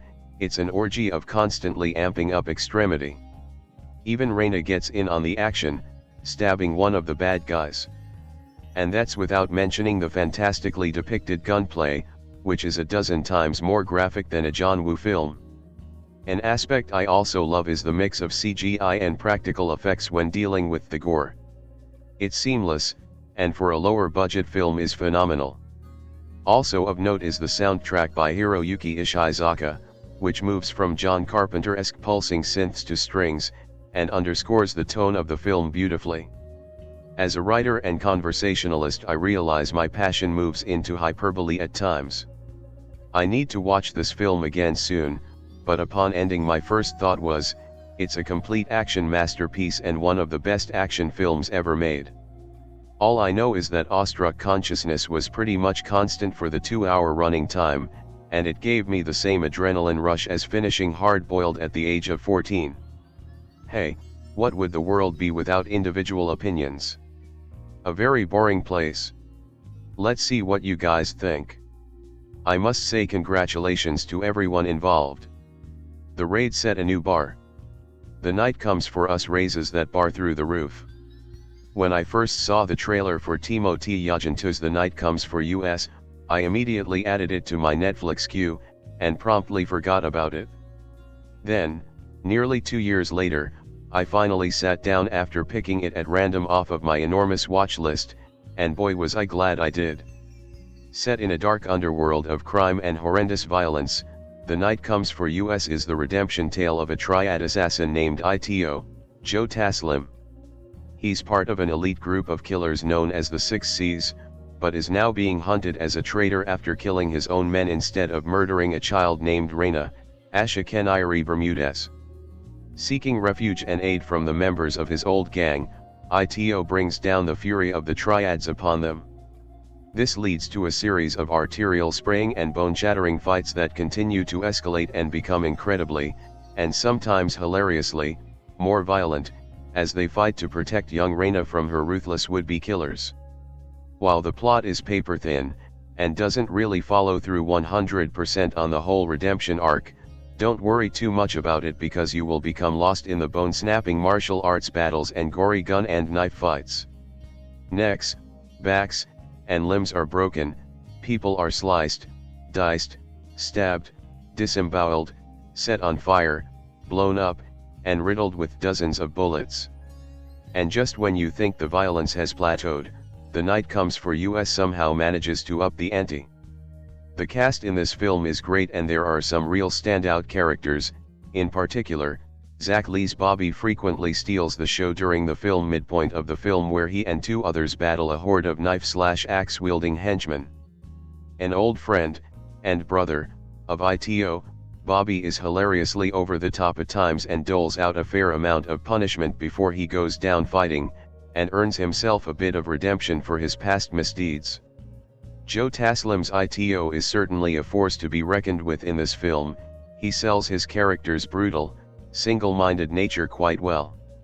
His foil in The Night Comes for Us is another former gang member/brother named Arifin, the raid film's Iko Uwais, a rising member of the Triads. Arifin is an accomplished fighter who seems almost as unstoppable as Ito. Although he is slightly torn by his mission to kill Ito and the others who are protecting Reina, Arian's unquenchable thirst for power drives him to a final bloody showdown with his former friend. The Night Comes for Us is set in what is predominantly a man's world, but contains multiple kick-ass female characters. Elena, Hannah al-Rashid, and Alma, Dion Sastrowardoyo, are lesbian lovers and members of the Six C's. Elena nonchalantly slashes her way through the majority of her opponents, while Alma seems to have a little more fun with her victims. Her weapon of choice is a strand of razor-sharp piano wire with a weighted ball at the end, and she uses it to devastating effect. There's also the mysterious operator, Julie Estelle, who is on a mission to eradicate the Six C's and their leader.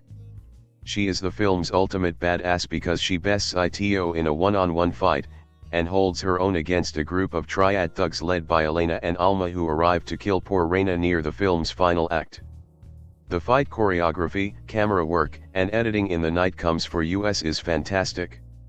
Once again, Indonesian filmmakers put us Americans to shame by creating well-crafted fight scenes where you can see everything and never miss a second of the action. Though there is a clumsy GoPro over-the-shoulder sequence when Ito is hacking his way through an army of foes, it is mercifully short and never done again. I don't have much more to say about The Night Comes for Us, other than I definitely give it a big recommendation. What the film lacks in plot and substance, it more than makes up for in action and pure carnage. If you're a bit on the squeamish side, doubtful, knowing what most of you vault dwellers watch, or have issues with a film putting a child in jeopardy, some of you parents may wince during moments where crazed killers slash at or try to shoot a child, you may want to give this movie a pass. But if I just said all the right things, then definitely give this Timo Tjahjanto masterpiece a look because it is more than worthy of.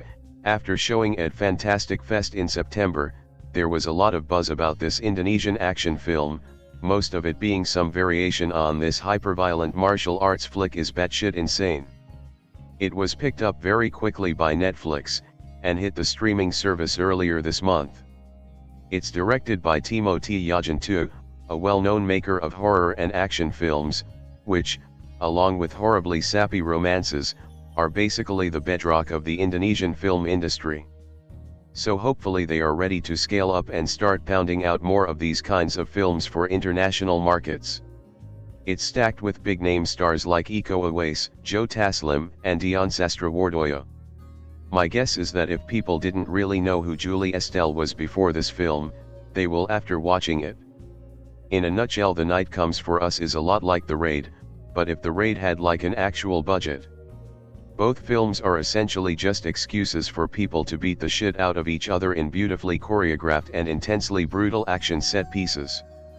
The Night Comes for Us is more violent, more intense, and the set pieces are more elaborate. But they both come back to a basic winning formula: let's film these actors beating the shit out of each other in increasingly insane ways. So obviously the action is great. The brawl in the apartment, the claustrophobic scramble in the back of a police van, the scene in the butcher shop.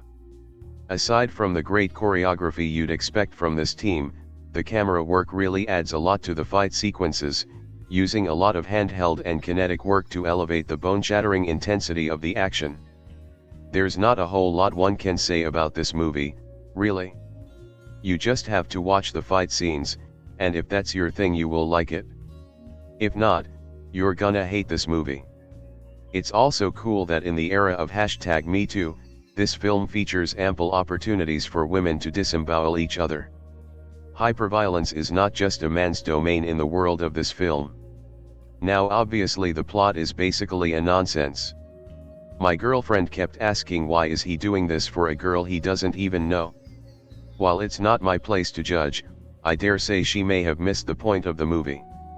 Of course, there is talk of redemption bandied about, but the only satisfying answer to the question why is he doing this for a girl he doesn't even know, is so he can have an excuse to kick more people in the face. Anyway, it's great to see this Indonesian production get picked up by Netflix and beamed to living rooms all over the world. As I've written before, it seems to me that Indonesia's film scene is on the up and up, and it's cool to see a variety of different styles and genres coming out of the industry, from top-rate horror to action to revisionist westerns, all being made with that special Indonesian touch. People have been sleeping on Indonesia for a while now. Maybe it's time to wake up. I'll admit, I am not a huge fan of Asian cinema.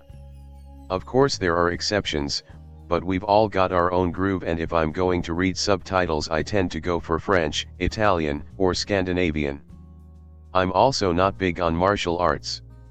Again, there are exceptions. Who doesn't love Kung Fu Hustle? I do. Who wouldn't be impressed by The Raid? I was. But generally speaking, this genre is not my favorite. Having said that, writer-director Timo Tjahjanto's The Night Comes for Us is an impressive, Noteworthy film to say the least. Ito, Joe Taslim, is a cold, killing machine member of an elite triad force known as the Six Seas. With him he brings oceans of blood to those who dare to defy. But something clicks in his mind and heart when he's ordered to take part in the massacre of an entire village. He murders his own hit squad and takes the sole survivor, a little girl, Asha Keniri Bermudez, home with him in some hope of reaching redemption. Needless to say, this is a no-no in the eyes of his superiors, and he's forced to go on the run with the child, slashing and hacking his way through a swarm of relentless and vicious villains. The Night Comes for Us is perfect in pitch and presentation. The actors are excellent, the story is solid, the cinematography is stunning, and the choreography is killer in more ways than one. There are some white-knuckle action sequences. The most talked about one takes place in a butcher's shop, and I'll make no bones about it, womp, womp, it's truly inventive, cringe-inducing, and memorable. One of the things I liked best about The Night Comes for Us is that it shows the pain on both sides. For every instance of bloodshed, there is an acknowledgement of the immense toll violence takes. But it's also the thing I liked least. It's too real.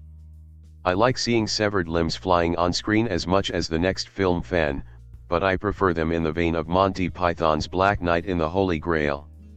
Or unleashed in one shocking, climatic moment of horror, like Travis Bickle's ruthless revenge in Taxi Driver. But when the gore veers into torture porn territory, I zone out. I certainly cannot fault The Night Comes for Us for being what it is. But it's just too violent and repetitive for me. Dozens and dozens of people die over and over in every way imaginable. There's blades, bullets, bones, garrots, meat hooks and more. Even the Marquis de Sade showed more mercy and restraint. So, this one is a toughie to review. Did I like it? Not especially. Did I admire the filmmaking? For sure. Do I recommend it? Maybe. It depends on whether or not you enjoy violent martial arts revenge thrillers. If you do, then you definitely won't find a better new release than The Night Comes for Us. The Night Comes for Us, the new film from director Timo Tjahjanto, packs a serious punch, especially when it comes to its ending. The Indonesian gangster story contains some of the gnarliest action scenes of the year, not much of a surprise, considering the raid star Iko Uwais serves as choreographer and a central cast member. But like all great action movies, the sequences are made dramatic and meaningful by the narrative, and The Night Comes for Us also tells a bittersweet, beautiful tale of betrayal and redemption in the dog-eat-dog world of the Triad. First made into a graphic novel before Tjahjanto was able to make it a motion picture, The Night Comes for Us follows high-level mob hitman Iko after he goes rogue to save a young girl for a village he was sent to destroy. Betrayal is not something the people Ito works for tolerate, and he and his small crew back home are forced to battle for their lives against the most vicious of the Southeast Asian Triad and their armies, leading to a climactic hand-to-hand confrontation that'd give any UFC pay-per-view a run for its money in drama. The final act is split across two locations, Ito's apartment and the warehouse. Ito takes a call from Arifin, an old friend of his, to meet him at a warehouse they used to work from. Arifin has been hired to kill Ito, being promised a spot on the Six Seas, an elite group of Triad mercenaries, if he succeeds.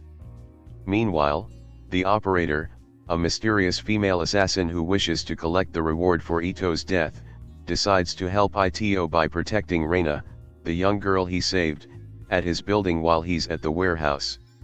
Soon after Ito arrives at the warehouse, he begins making his way through all the young men that are there in a blistering fight sequence that involves all manner of damage to the human body. Arifin waits in another part of the warehouse for a face-to-face, stopping a sniper from picking off Ito so they have settled their grudge once and for all. The operator's methods are different to Ito's, but the results are similar.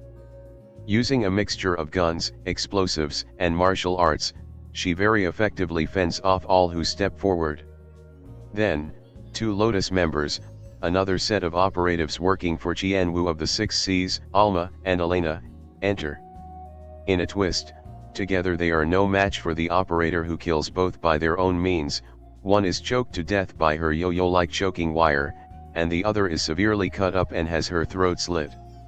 The operative then takes Reina and makes a move.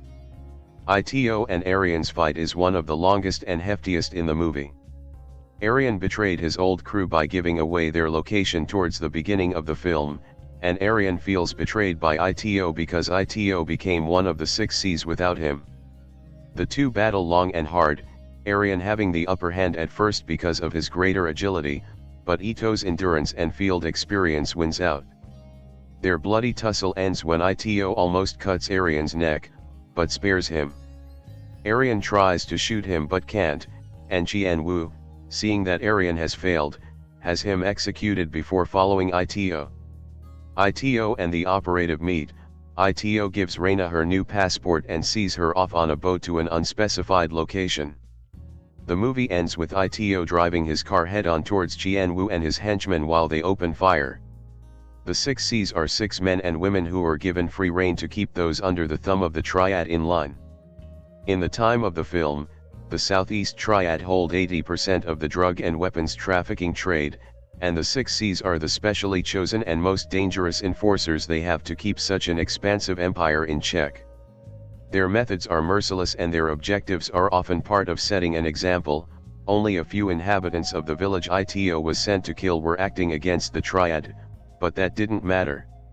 Becoming a 6 Cs means working your way up the ladder of trust within the Triad, until, as the proposal Arian received highlights, either an active member dies or betrays the cause and requires taking out. In the spirit of John Wick, the film approaches organized crime with a layered mythology. Alma and Elena are regarded as numbered lotuses, 3rd and 5th respectively. They serve Tjahjanto, one of the 6 Cs beck and all, doing the dirty work so he doesn't have to. The implication is that the lotuses are another elite group, perhaps more removed from the Triad, who occasionally work in tandem with the 6 Cs. The operator, played by Julie Estelle, is the most mysterious character in the film, having no backstory provided even by the time the movie ends. She appears in the parking lot during the first wave of attacks from Tjahjanto, then tries to kill Ito in his apartment before his story convinces her to fight with him instead of against. She's the only one acting independently, having just heard there was a reward on Ito's head, with no explicit or implicit affiliation in her actions. She represents the Triad not being as powerful as it thinks it is. Her power, resources, and capabilities are incredible and very distinct to what the Triad has at hand. She has military-grade explosives, guns, and other equipment, and a very strong supply of them, and her martial arts prowess is possibly the greatest among all the characters. She also identifies Alma and Elena, meaning she knows the systems she's working against here, possibly hinting that she was once part of it before somehow getting out.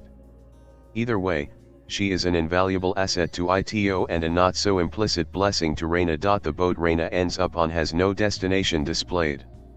The movie takes place in Makua in Indonesia, so there are several possible places she could be headed. Philippines is likely, being easily accessible by boat, but there are other islands and countries in the vicinity too. What's important is that she got on the boat and is now effectively lost to those that were hunting her. By making sure she can have a new life, Ito's redemption arc is complete. This whole thing was put in motion because Ito couldn't shoulder the kind of ruthlessness the Triad and the 6 Cs require. No regrets, second thoughts, or second chances.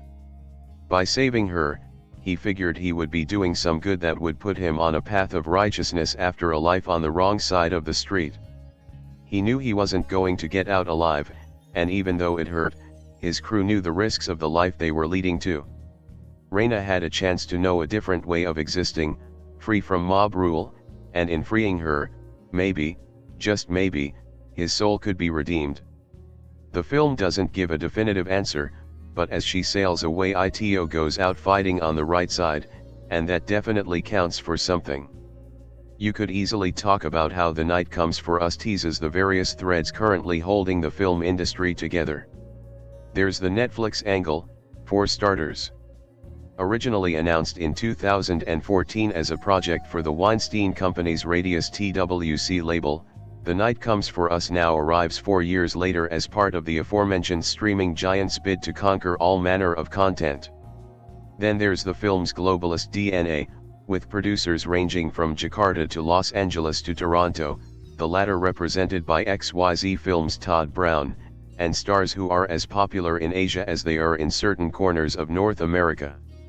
Or there's the rise of genre films argument, which posits that these kind of bloody, down and dirty, once barely respectable action movies are enjoying a resurgence thanks to traditional studios abandoning such content in favor of squeaky clean franchises. Those are all fine topics. But after being exposed to The Night Comes For Us, the first and last thing we should be talking about is just how bonkers this film is. As in, unless you are on the programming committee for the most literally bloody-minded of film festivals, you have never experienced as ludicrously violent and gore-soaked a film as The Night Comes For Us. By exploiting the raw physical power of the Indonesian martial art called silat and then emptying buckets and buckets of fake blood upon your cast for kicks, filmmaker Timo Tjahjanto has birthed a monster of a movie, as brutal as it is hypnotic. For anyone who's seen Gareth Evans's 2011 cult sensation The Raid and its grandiose sequel, The Raid 2, Berndal, The Night Comes For Us may not be a near-fatal shock. It does, after all, borrow much of that mini-franchise cast, including Joe Taslim, Julie Estelle, and Iko Uwais, who also choreographs the severe fights here, and its Jakarta underworld setting. Plus, Tjahjanto has his own history working adjacent to Evans, with both their short films appearing in the horror anthology V/H/S/2, and Tjahjanto's previous film Headshot, co-directed with Kimo Stombo L, starring Uwais. But for those who have never had the good fortune of stumbling upon those titles, The Night Comes For Us will alternatively delight or sicken. Or both. Whatever the reaction, it will be visceral. Although the film's opening minutes seem standard enough, including a needlessly complicated title card explaining the hierarchical layers of the Southeast Asian triad, it doesn't take long for the story of warring criminals to go completely off the rails. The basics, and the story is basic, suffering in comparison to the Godfather-esque ambitions of Berndal, are this: triad enforcer Ito, Taslim, is on track to becoming one of the region's most respected killers, until he has a sudden change of heart and rescues a young village girl from his fellow hitmen. Immediately marked a traitor, Ito prepares to hightail it out of the country with his new ward, while fellow on-the-rise gangster Arifin, Uwais, is tasked with hunting his old friend down. There are other, lesser subplots that Tjahjanto tries to contort into something resembling a story, but it is all an excuse for a series of elaborately staged fight scenes that test the limits of on-screen ferocity. Bones are broken in bold new ways, limbs are sawed off with glee, machetes are wielded with impunity, and guns, when sparingly used, devastate the human body. It's grim, gruesome stuff, but executed, with such precise fury that even if action cinema isn't your thing, you can't help but be astounded by the level of technical skill on display. Watching the carnage unfold, it's impossible to tell exactly how Tjahjanto pulled it off, without in reality murdering several hundred stuntmen and women. And for those who do revel in such mayhem, guilty, so very guilty, then Tjahjanto and Uwais have delivered the holy grail of gonzo action cinema. There's nary a breather between set pieces, and an eye-popping number of sly references to the genre's forebearers. At one moment, a slash-and-dash nod to Takashi Miike's The Killer; at another, a very small callback to the mace Gogo Yubari wields in Quentin Tarantino's Kill Bill, itself inspired by Jimmy Wong Yu's Master of the Flying Guillotine. Once the final battle between Taslim and Uwais arrives, the grisly extravagance is a weirdly ideal mix of exhaustion and exhilaration. It's also dispiriting, given that almost everyone watching The Night Comes For Us will do so in the comfort of their own homes, instead of a jam-packed movie theater full of bloodthirsty silat fanatics. Netflix should be applauded for bringing Tjahjanto's certifiably bananas vision to the screen, but you can't help but wonder how elevated an experience it would be to witness a live audience absolutely lose their minds in real time. The theater would burn to the ground. The Night Comes for Us, the blood-splattered Indonesian crime thriller that arrived on Netflix last week, takes a holistic approach to its action sequences. When a fight breaks out in a given environment, whether it's a grubby butcher shop or the backroom of a nightclub, every part of the setting can and will be used to inflict acts of brutal ultraviolence. No space is wasted, no object neglected. For example, you've probably seen a brawl around a pool table before. Think of the billiards beatdowns in Mean Streets, Rush Hour, or Out for Justice. But have you ever seen a man remove the netted pockets from the table and wield them as a weapon? Probably not. As mainstream Hollywood action movies increasingly prioritize computer-generated spectacle over hand-to-hand combat, a little carefully choreographed mayhem can go a long way. The success of the John Wick films, along with the acclaimed cult status of both The Raid and The Raid 2, show there's still an eager audience for stylized stunt work and close-quarters scuffles. Given its track record of investing in stomach-churning material that major studios might shy away from, the company recently released Apostle, the less action-oriented follow-up from The Raid director Gareth Evans. It makes sense for Netflix to want in on the carnage. Written and directed by Timo Tjahjanto, Headshot, The Night Comes for Us shares key cast members, Joe Taslim and Iko Uwais, and an unflinching sensibility with Evans' martial arts epics, but it also pushes the frenzied go-for-broke aesthetic into a gross-out, cartoon-like realm. In telling the story of a triad-trained super assassin named Ito, Taslim, who goes rogue and grows a conscience after being ordered to kill a young girl, Tjahjanto uses crime saga cliches about brotherhood and friendship as meat hooks to hang his action set pieces on. Your patience with the paper-thin characters, obvious dialogue, and confusing plotting will likely depend on your affection for scenes where mobs of bad guys swing machetes like children running around with sparklers. It's not that Tjahjanto doesn't spend time attempting to get the viewer invested in Ito's plight. After some text-on-screen exposition about the 6 C's, a group of elite delegates allowed free rein to employ extreme measures, we see a young girl, Asha Keniri Bermudez, wake up on a beach with sand on her face. She witnesses her family getting gunned down and spends the rest of the movie running from one perilous situation to the next. Though she's the person most of the characters in the movie are either protecting or attempting to kill, the film doesn't stay with her perspective for long or give us a sense of what matters to her. At one point late in the film, she hops out of a bathtub covered in pillows and I was surprised she was still alive. Ito risks everything for her, but he's not particularly interested in getting to know her. Instead, the relationship between Ito and his estranged best friend turned triad goon Arifin, Uwais, is given the most screen time. After his frustrating appearance in the forgettable Mark Wahlberg vehicle Mile 22, it's refreshing to see a gifted on-screen fighter like Uwais really get to show off his skills here, but there's also a large supporting cast to introduce.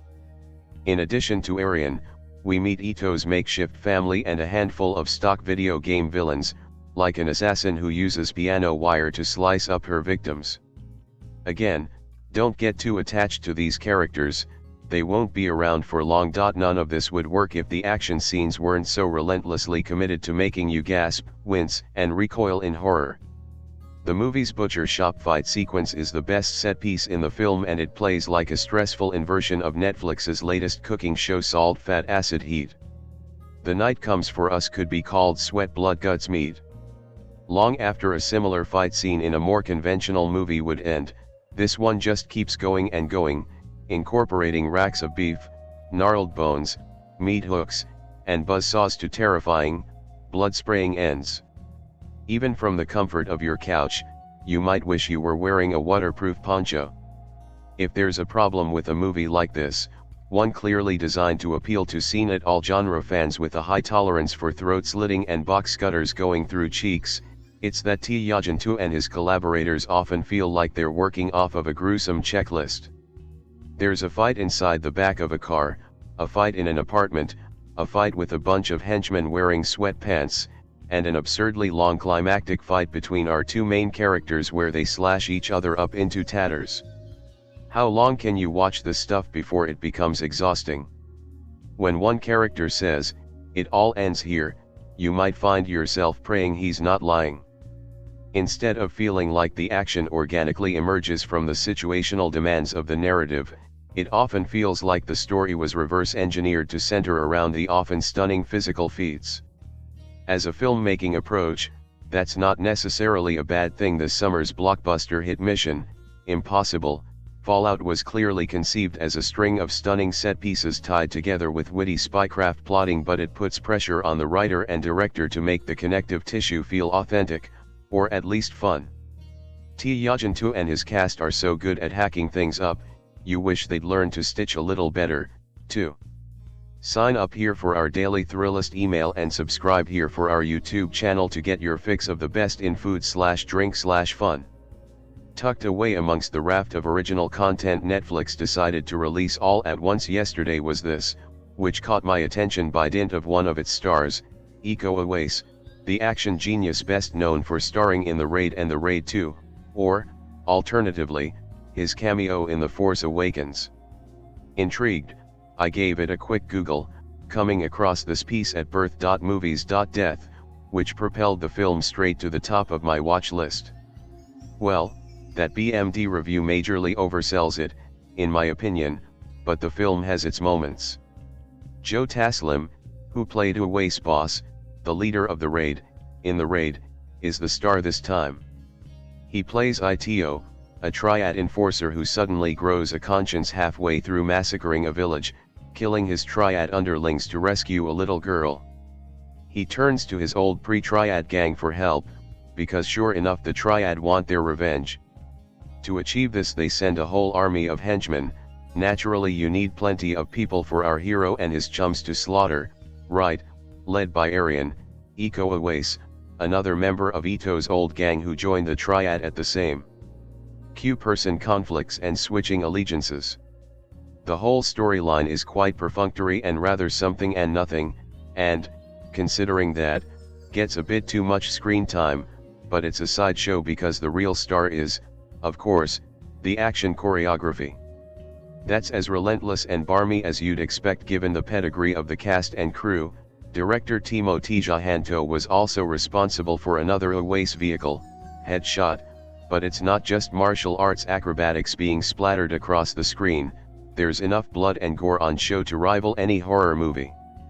It's not just dainty little bullet wounds, knife scratches, or even some blood splatter. Limbs are broken and dismembered, faces are graphically smashed in, and at least one person literally spills their guts. Viewers with a weak disposition need not apply. Uwais may be the most recognizable name, and Taslim is the main character, and they both get impressive action sequences, including a climactic one against each other, but mention must be made of Julie Estelle, who also starred in The Raid 2 and Headshot, as the mysterious operative, whose role in all the plotting is never fully explained, or if it was, I missed it, but she gets perhaps the best fight of all, taking out a couple of waves of henchmen with guns and explosives, before engaging in hand-to-hand and blade-to-blade combat with two fellow female equally badass assassins. But, all in all, it's no The Raid 2. Well, that's one of the greatest action movies of all time, so perhaps the comparison is unfair. But, personally, I would also put it a step behind something like The Villainous, another underworld actioner with a flair for crazy set pieces.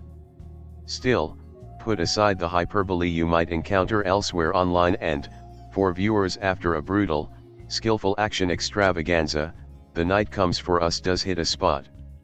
In a month where Netflix released 52 original films and series including massive flagship series like Chilling Adventures of Sabrina and Daredevil, it's not surprising that you might have missed some of the new offerings from the streaming service. But hidden amongst the Halloween tie-ins and superhero serials is one of the most searing, brutal, and great action films of recent years. Timo Tjahjanto's The Night Comes for Us is a martial arts movie wrapped in a horror film dipped in some serious action pedigree with the violence and gore turned up to 11. You might know director Tjahjanto from his brutal V/H/S2 entry Safe Haven, a shockingly effective found footage short about a group of young filmmakers entering a secretive cult on a very important day. That statement of intent was co-directed by The Raid's Gareth Evans, and the connections with that cult Silat smash don't end there, with the star of Evans' groundbreaking film, Iko Uwais, a major part of Tjahjanto's martial arts melee madhouse. He's not the only Raid alum though, as Joe Taslim leads The Night Comes for Us, getting to truly showcase his skills as Ito, a gangland enforcer stuck between his past violent life serving the Triad and trying to do what he believes is right after saving a young girl from an untimely death. Though it may sound like a rather routine premise, there's nothing remotely normal about Tjahjanto's hyper-real flair and execution. Working alongside cinematographer Gunnar Nimpano, the director of The Night Comes for Us quickly establishes a set of rules that work outside of what we know to be real. Although the crime families of the Triad are something we all recognize, the idea of a group of elite and dangerous delegates allowed to work outside of the organization to commit the most brutal of crimes and deal with the biggest problems elevates The Night Comes for Us to an almost alt-universe version of an action movie. Tjahjanto's invigorating direction and the brilliant uber-stylized fight choreography coordinated by Iko Uwais only add to the feeling that you're always watching something that's pushing the boundaries of realism in all the right ways. If you've seen the director's other work, his use of blood, gore, and humor will probably come as no surprise, and this film is a natural evolution for the man who brought us Safe Haven and 2016's relentless action bloodbath Headshot. Another star vehicle for the brilliant martial artist Uwais, we're more used to seeing the young Silat star as the hero, but in The Night Comes for Us he turns that on its head, playing antagonist to Taslim's rogue Triad member. If The Raid's main appeal was its stark simplicity, The Night Comes for Us luxuriates in its over-the-top ridiculousness. An early standout scene sees Taslim fight a group of men in a meat locker, utilizing a circular saw, pig's trotter, and meat hooks as weapons in a sequence with as much blood as your average Evil Dead film. As a massive fan of both horror and martial arts films, it's pretty incredible to see how Tjahjanto has melded both, with some scenes feeling like they'd be more suited to a slasher movie than an action vehicle. But The Night Comes for Us never feels unbalanced, more like a vibrant exploration of two genres that share so much but have rarely been combined in the way that Tjahjanto makes seem so natural. As Ito battles his way across the city attempting to collect enough money to start a fresh life with his girlfriend, the young child he saves, he comes up against more and more unbelievable threats, from taser-toting corrupt cops to numerous outlandishly weaponed henchmen, and women, making The Night Comes for Us relentless in the best possible way. However, it's not just the gore that makes Tjahjanto's film stand out, as the fight choreography is incredible. It's always a joy to watch Iko Uwais fight, and there's something especially satisfying about the Mortal Kombat-esque joint manipulation and severity that his role as fight coordinator brings to these sequences. It's a different style from the fluid and realistic brutality of The Raid, almost robotic and devastatingly effective here. Atmospheric and unendingly interesting, The Night Comes for Us is nothing short of brilliant. It's wonderful that so many people will get to see it due to Netflix's reach, but it's so bloody good that it's true a shame that none of us will ever get to see it on the big screen. Uniquely violent, stylish, and engaging, The Night Comes for Us is an exciting prospect that delivers on all fronts. With this film, Tjahjanto has established himself as a force to be reckoned with when it comes to creating gore-soaked action films unlike anything we've seen before. Action. We all love them. We all love watching them. Even someone like me, someone that can be termed a pretentious snob for my taste in films and film directors in general, likes to indulge in the occasional action flick from time to time. Even the most avid bodybuilders engage in something called cheat day, where they eat everything they have ever wanted to their heart's content, so why should I be any different? Sometimes, I find gems within this genre as well. A good example of this would be John Wick, which not only provides a level of intrigue and world building that had not been seen in Hollywood for a while in the first film, but also provides a genuine sense of catharsis and sheds light on the consequences of said catharsis in the later films. But at the end of the day, John Wick is still a big budget genre film. For all the things it does right, it can't help but stick to the outline that is often provided within the genre it operates.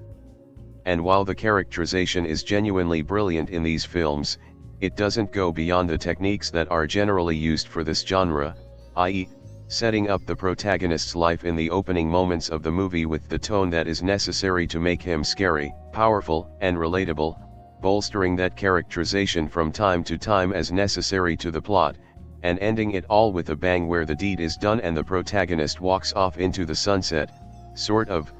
Even the action is used within the constraints of the genre. It doesn't say anything meaningful about the nature of the action or meditate on the morality of such an act, something a film like Oldboy accomplishes spectacularly. All it does is set up a protagonist that we can relate to, set up a motivation as to why the bad guys should be killed in the most visceral manner possible, and then proceeds to do just that with such surgical accuracy that the catharsis audiences get from this exchange can only be compared with a gift from the gods. And by extension, the audience feel this power surging through them as well. So it wouldn't be a stretch to call John Wick a power fantasy, and frankly, there isn't anything wrong with it. Even though the action genre as a whole has a lot of issues with characterization and storytelling, John Wick at least operates in a whole different class. And since it has been gradually hinting at going down more of a mature route than its contemporaries, and delivering more than just action movie catharsis and violent set pieces, I really couldn't find anything to complain. This is why I was skeptical to watch The Night Comes for Us on Netflix. The director of the film, Timo Tjahjanto, worked with Gareth Evans in the past, and his solo offerings seem to be in line with the extreme martial arts films that have been churning out of Indonesia for the last decade or so, the contemporaries to John Wick that only focused on action that I mentioned in my previous paragraph. Still, I went ahead with it. This was the beginning of the pandemic, and watching something depressing right then was out of the question. If you are in a mood where you can stomach something like that, I highly recommend Happy Old Year on Netflix. And from the opening scene, I was pretty much right with my preconceived notions. The characterization was thin. The plot was somewhat generic in that a triad enforcer has a change of heart and tries to save a girl. In fact, the movie even acknowledges this in a cheeky way when one of the gangsters say, "Now this sounds like a fucking gangster movie. Don't you think so?" This was an amusing little quip, a kind of fourth wall break between the movie and I where we both acknowledged it for what it is. What I didn't know, that it was only going to get weirder from there. Generally, when I watch a film, I simultaneously try to gauge the artistic merit of the film while watching the movie itself. After all, I do have a Letterboxd account, and what is a cinephile without a shitload pile of ratings? When the action came, 15 to 20 minutes into the film, excluding this introduction of the character Arifin that is set in Macau, I had already decided to give the film a 3 out of 10. The action's good, and the direction is top-notch. But aside from that, I don't see anything that elevates this out of the myriad of similar genre flicks that come out of Indonesia in droves, I thought to myself. But the film kept surprising me. In the course of my viewing of the film, the score of the film raised to 5. Then, it rose to 7. By the end of the film had a final rating of 9/10 from me. And that is a rating that I will take to the grave. And even without some arbitrary number, I can proudly say that The Night Comes for Us is one of the best actions films I have ever seen in my entire life. Frankly, I think it is the best action film to come out in the last decade or so, even trumping a universally celebrated successes like the Wick franchise.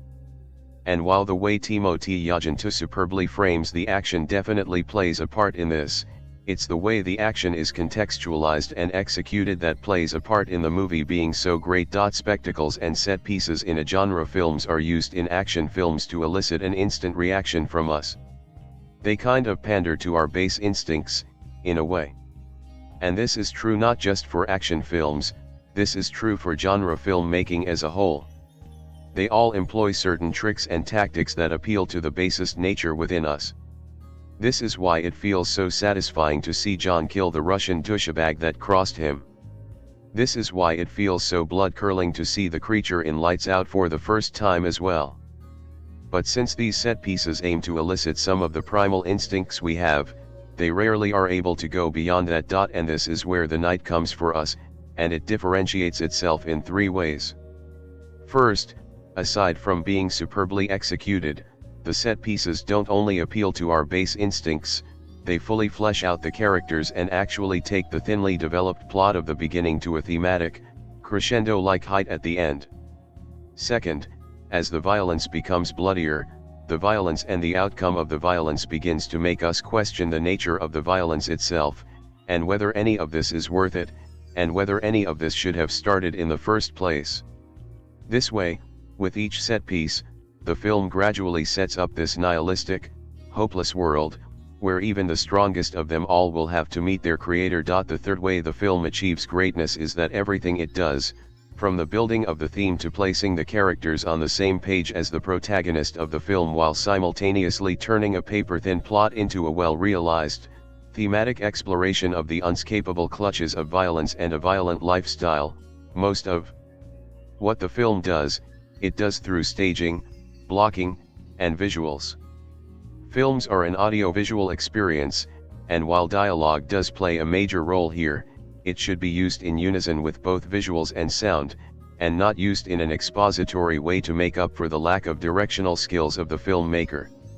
I'm not saying that The Night Comes for Us doesn't use dialogue. From introducing the initial paper-thin plot to introducing the initial setup, dialogue is used in the film. But it is used in unison with the rest of the elements, and the themes are set up and executed solely through the elements mentioned above. First, the revelation of characters. The movie starts out with a text-based introduction to this group of mythical enforcers called the Six Cs, and we are introduced to our protagonist Ito. He is seen gunning down a village full of people for crossing their gang, when he suddenly stops and begins to shoot his comrades instead, all in the name of saving a little girl. A little girl he has no connection with. A little girl he shouldn't care for. When the motive is revealed, he says that he is tired of this meaningless violence, tired of this lifestyle where they are as good as dead. In the little girl, he saw the struggle for breathing, a reach for life itself. And that's why he saved her. And that's why he wants to go away with her. Keep in mind that all of this is established within the first few minutes of the film, followed by an introduction of key cast that would be helping Ito on his mission. And since this is set up in such a cookie-cutter way, both the plot and characters are razor thin at this point. But as soon as the first fight scene starts, it slowly but gradually starts to peel back the layers. And with each subsequent fight scene, the layers are peeled back a bit more, until we arrive to the magnificent ending. Ito is a legend, a kind of boogeyman for the Indonesian underworld. So he should have no problem dispatching a couple of expandable characters. In actions films, this is the fight scene that shows the main character in complete control and shows him to be a force to be reckoned with. While the fight scene in this film follows this formula as well, it adds its own little garnishes as well. For example, Ito is shown to be a force to be reckoned with, but he is not a god. Throughout the sequence, he is stabbed, beaten, and bloodied, and the sequence actually ends with his capture. From the first action scene, the theme is setting up no matter how alluring the violence looks, it is actually a very dangerous thing. And no matter how powerful one is, no one can escape what's coming. As the fights gets bloodier and more visceral, these theme gets more set inside out head. A good example of this would be the apartment complex fight. After Ito's capture, goons are sent to his friend Feda's place to kill off the girl. The main two people in the scene is Feda, someone who is initially set up to be good-natured man with a strong sense of justice, and Bobby, a batshit crazy guy who was responsible for Ito becoming a 6Cs in the first place, and who has been looking for redemption ever since. The fight starts off well enough, but as the fight progresses, and our characters lose liters upon liters of blood, the original theme of violence gets more fleshed out, and people who once started out as thinly written characters come into their own. For example, Bobby comes close to death numerous of times, but he fights on, and no matter what, he doesn't let the goons get to his friends or the girl. Through this sequence, his desperation for redemption truly comes to the forefront. In the end, when two other super assassins, presumably other members of the Six Cs, enter the scene, he tells Faded to take the girl and escape. He knows he has no chance of escape, but this is his chance of redemption. Besides, he is batshit crazy, and he truly wants to take a chance at this. And when he dies saving his friends, his arc comes to a close, and a character that was thought to be of a single note gets the death he deserves. Death is a central plot device that The Night Comes for Us uses to develop its themes. Shortly after Bobby's death, Faded tries to escape with the girl, but he soon realizes that there is no way out. In action scenes, once we get attached to a character, we get the catharsis we need by seeing them walking off to the sunset. Faded has already been established as a well-rounded character by this point, and by his escape from the building, the sequence would provide the viewers with much needed catharsis. But he knows he can't do that, so he sacrifices himself so that the girl can hide. And while he tries to go out in a blaze of glory, he ultimately turns into another dead body from the Indonesian underworld. He fails to protect the girl in a way as well, as she has to stab a guy in the neck, and loses her innocence in the process. Thus, with another grueling death and an antithesis to catharsis, the audience are bled dry even more, and the theme of the film comes to forefront even more. And this is how the film progresses with its trifecta of strengths. All of the character and thematic development is done mostly through the set pieces.